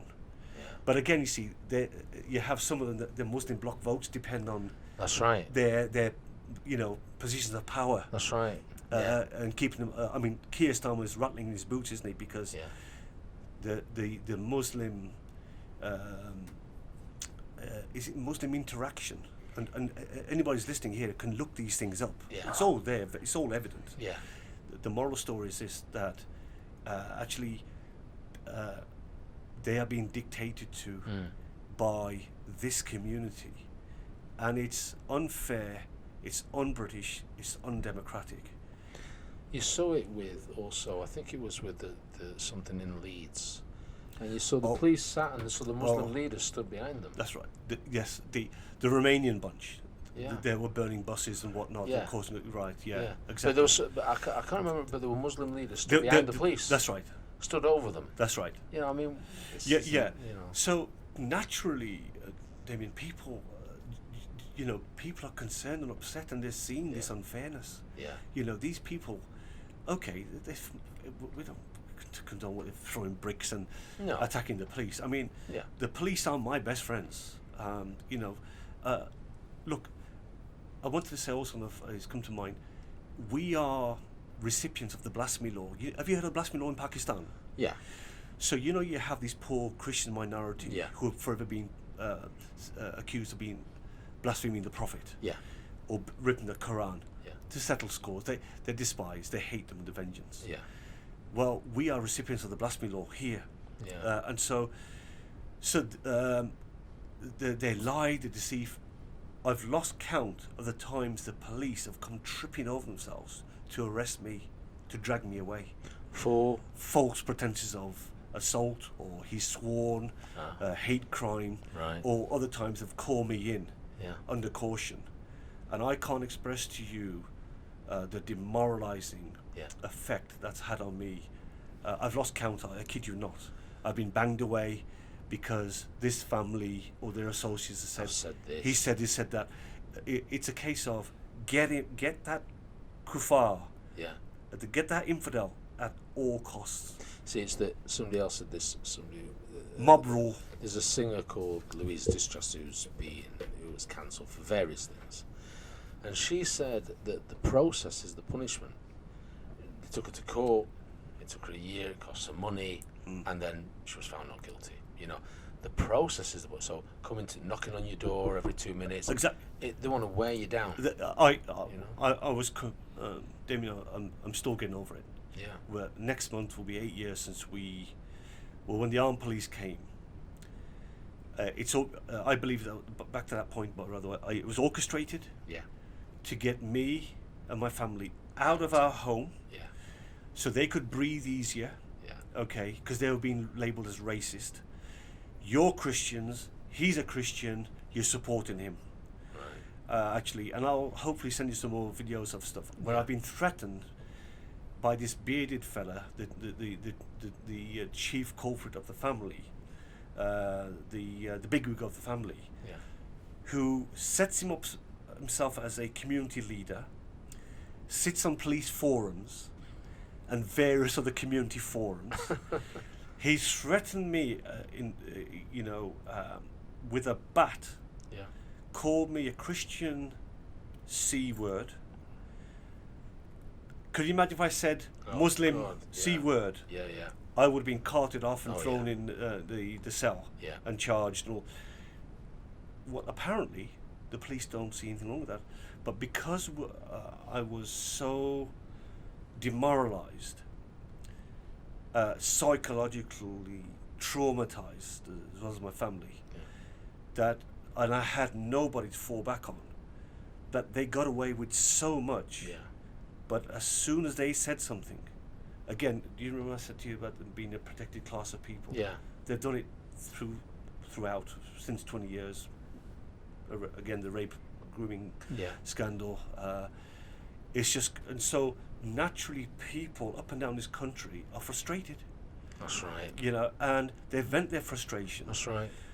But Keir Starmer now, feeling the pressure of his Muslim colleagues and Lord Ali, presumably, the one that's gifted him 100,000 gifts, freebies, which he's taken very lovingly, despicable, used his New York pad rather, and his London pad. Wow. Yeah. It is disgraceful, honestly. But anyway, so the fact is that I will continue to campaign for my religious freedom, our religious freedoms, ex-Muslims, and I really want to try and get behind this country. It's been trashed by these people. You know something? Be proud to be British. We've got a lot to be proud for, you know, about abolition of slavery. You know, they were burning Hindu brides in the was it 1930 time the British Raj? That's right. The British put a stop to that. They put a stop to that. That's right. Yeah. Britain has done some amazing things. Am I not the recipient of Britain's goodwill? That's right. You know, me being here, you know, through my parents, whatever. Yeah. You know, so, but it's a travesty of justice. Honestly, I get. I mean, my mind is swirling around 100 miles an hour because we've suffered so much injustice. And as I said to one sergeant, actually his name, Mr. Reese Cooper, if you're listening, shame on you. And I've told him to his face, my blood is on his hands. And this one, Inspector Casey, Bradford Police, before this other Inspector Horner, our house is not selling for 3 years because I vacated. I thought, you know what, Damien? Get out. Yeah. Because people, one ex-Muslim said to me, he said, Nissar, you're going to get shot in your back. Yeah. You're going to get mown down. Yeah. They're going to throw acid in your face. Yeah. Please think of your kids. You've got no support. You've got to get out. Yeah. We can't support you. You know, we're sort of on the hit list ourselves. You know, and when the police came, I thought that was it, and I literally walked from home. It took 3 years for the house to sell. This deranged family they're the most. Can I just say also on record? Any Pakistani worth his salt will tell you. Pakistani Muslims are the most bigoted, racist, intolerant people on the face of this planet. And the fact is that they were then, the reason I say that as well, because they were chasing off English white faces who were trying to buy the house with the estate agent. Yeah. And they threatened them, if you buy this house, we'll burn it down. We dictate who comes and goes. Yeah. And it was the Muslim Welfare Trust that purchased the house to convert into a women's refuge. Oh, I see. Yeah. They're all very convenient. Yeah. So they've set up their Sharia zones. Yeah. Make no bones, they are Sharia zones. Would you I've seen a video many years ago, it's probably several years ago, but if not longer. You had Muslim Sharia patrols in East End London. That's right. By the Red Brick Mosque. That's right, yeah. Chasing European people, English people. Oh, you kuffar, walk over there, you dirty dog, and all these things, kicking out beer cans out of their hands. This is a Sharia zone. Yeah. Our mosque is there until there was uproar by the police. Yeah. You know, prior to that, you had the Muslim outside Parliament dressed as suicide bombers. Yeah. You know, police were there protecting them until there's uproar through the media. Yeah. And then they went out arresting these suicide bombers or whatever. You know, Yeah. one can go on and on and on. Yeah. The British people need to wake up, smell the coffee. Yeah.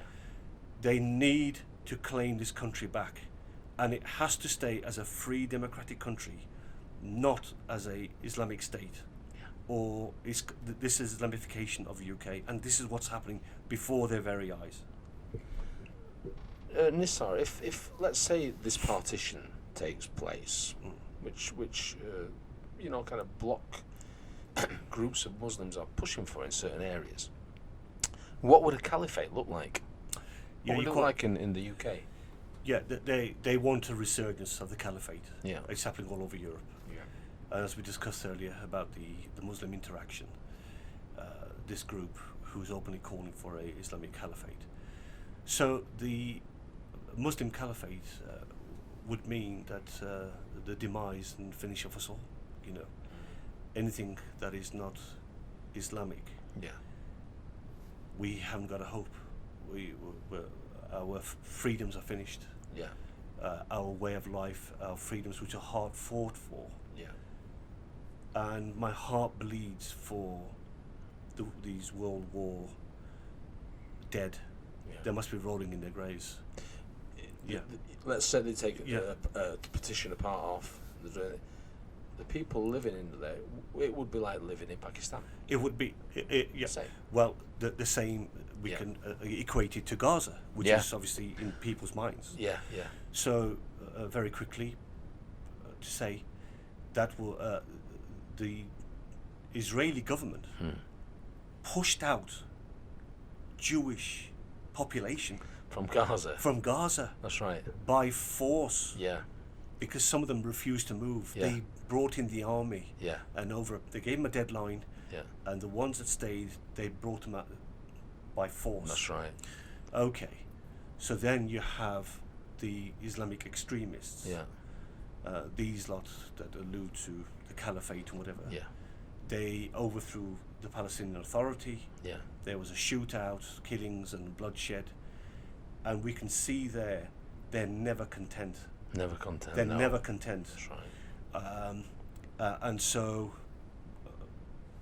one can draw their own Yeah. conclusions. We know what it'd be like. Lebanon was a predominantly Christian country, That's right. Yeah. okay? Yeah. And Hezbollah, okay, they're a Shiite fundamentalist group. Yeah. Caliphate, they want the Caliphate, Yeah.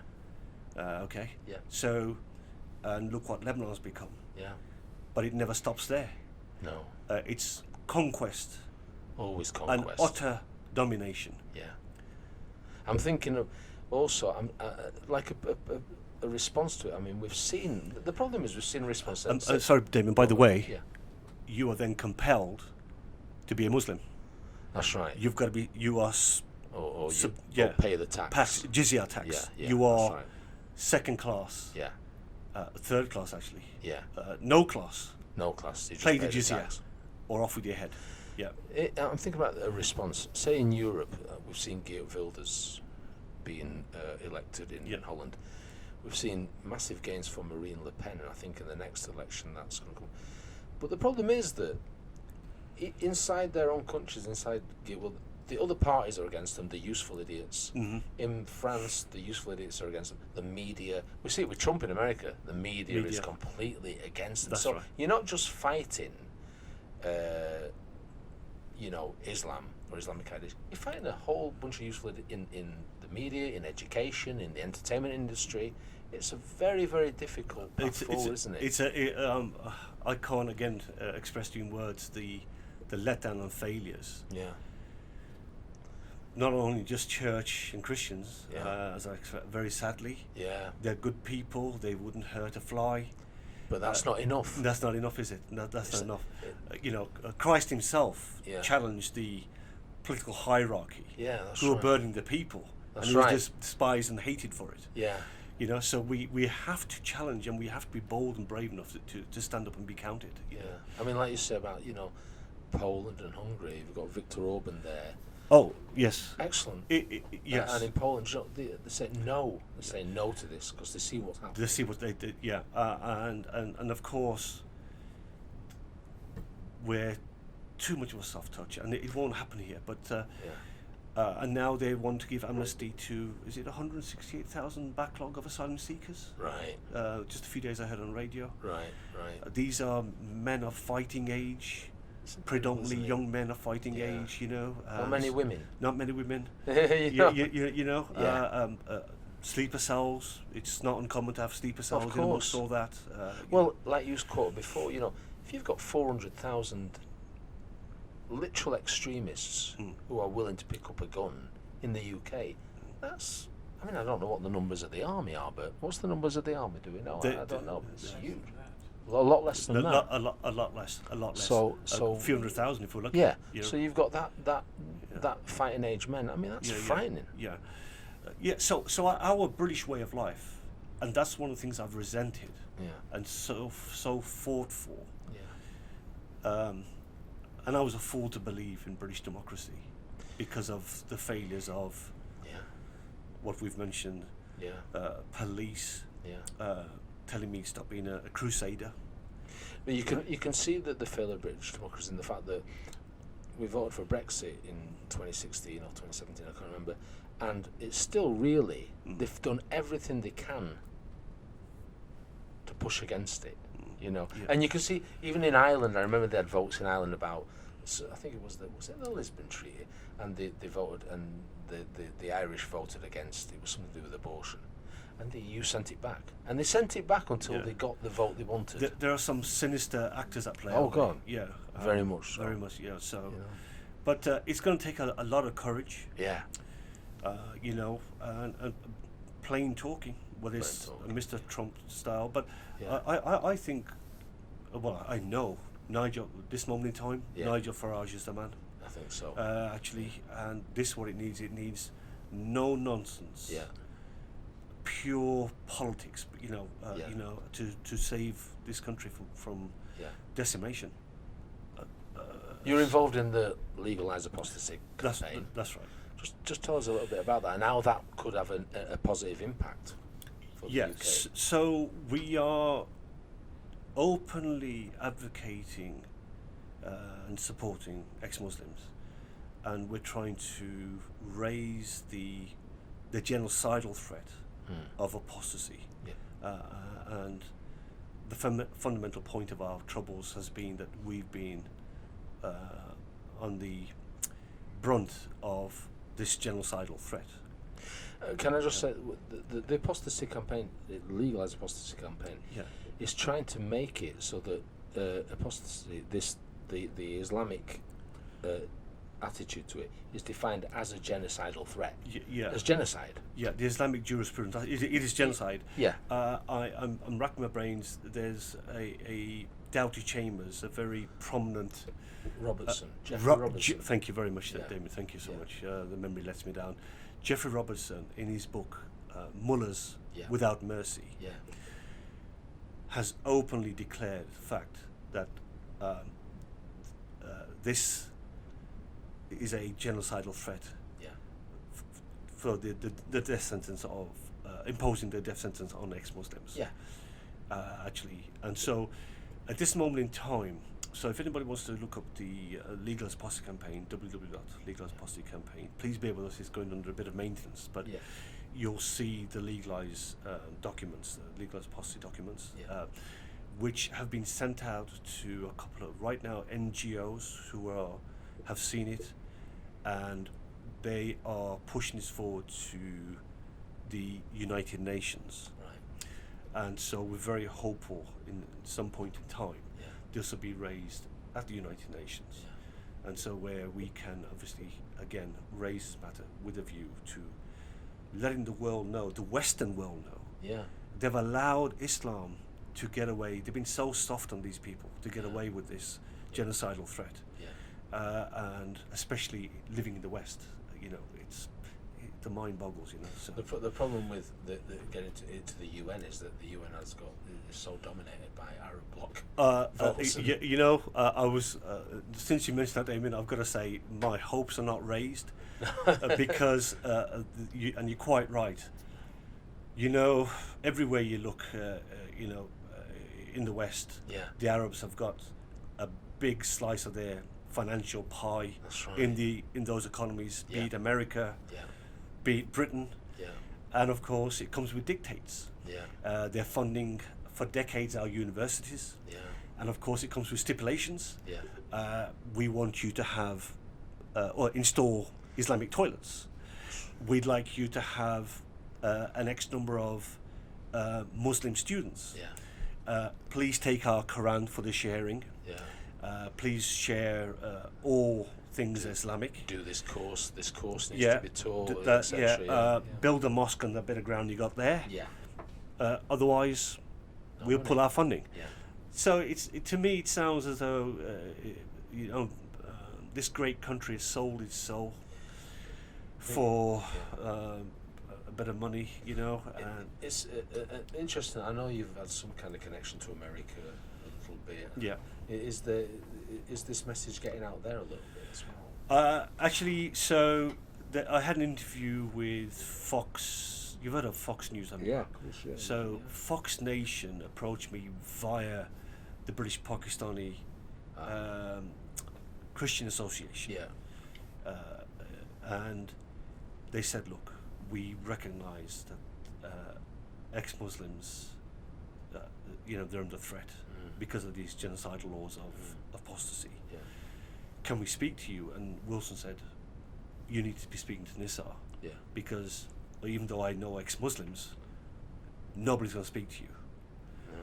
So what to do, Damien? I took up the mantle and I went away, and they came from the States to interview me. Right. And they also said to me, would I like to come along, because they were going to interview a lady who is petitioning against a Muslim group who had bought a Methodist chapel, which they said they were going to use as a teaching institution, a madrasa, Right. presumably. Yeah.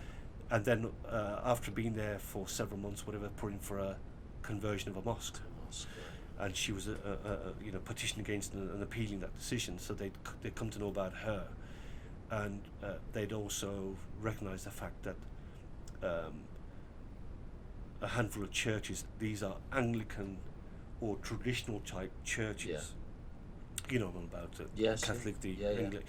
had been purchased by Muslims and converted into mosques. Yeah. It's very common now. Yes, very It common, is, and they make great boasts. Oh, yeah, they don't yeah. hide the fact. That's right, they're- that's right. They say, oh, there was one chap who's saying, keep building them, and we'll buy them off you, and Yeah. stuff like. And we look at this. It's sacrilege. Yeah. They've done away with history. Yeah. They've done away with the Judeo-Christian heritage. Yeah. Anyway, so I politely said, look, you know what? I'm not scared, but I don't want you as a handful of crew to suffer some issue or trouble because it's going to flare up. And he said, well, I never thought of that. And I said, well, yes, it will. So it's just going to inflame tensions, or if you want to go back to the house, my old house, Yeah. go outside a church where I'm speaking as an ex-Muslim. Honestly, it's lawlessness, and with impunity. That's another word I wanted to inject time and time again. Yeah. Yeah. And he said, you know what, I think you're right, and we left it.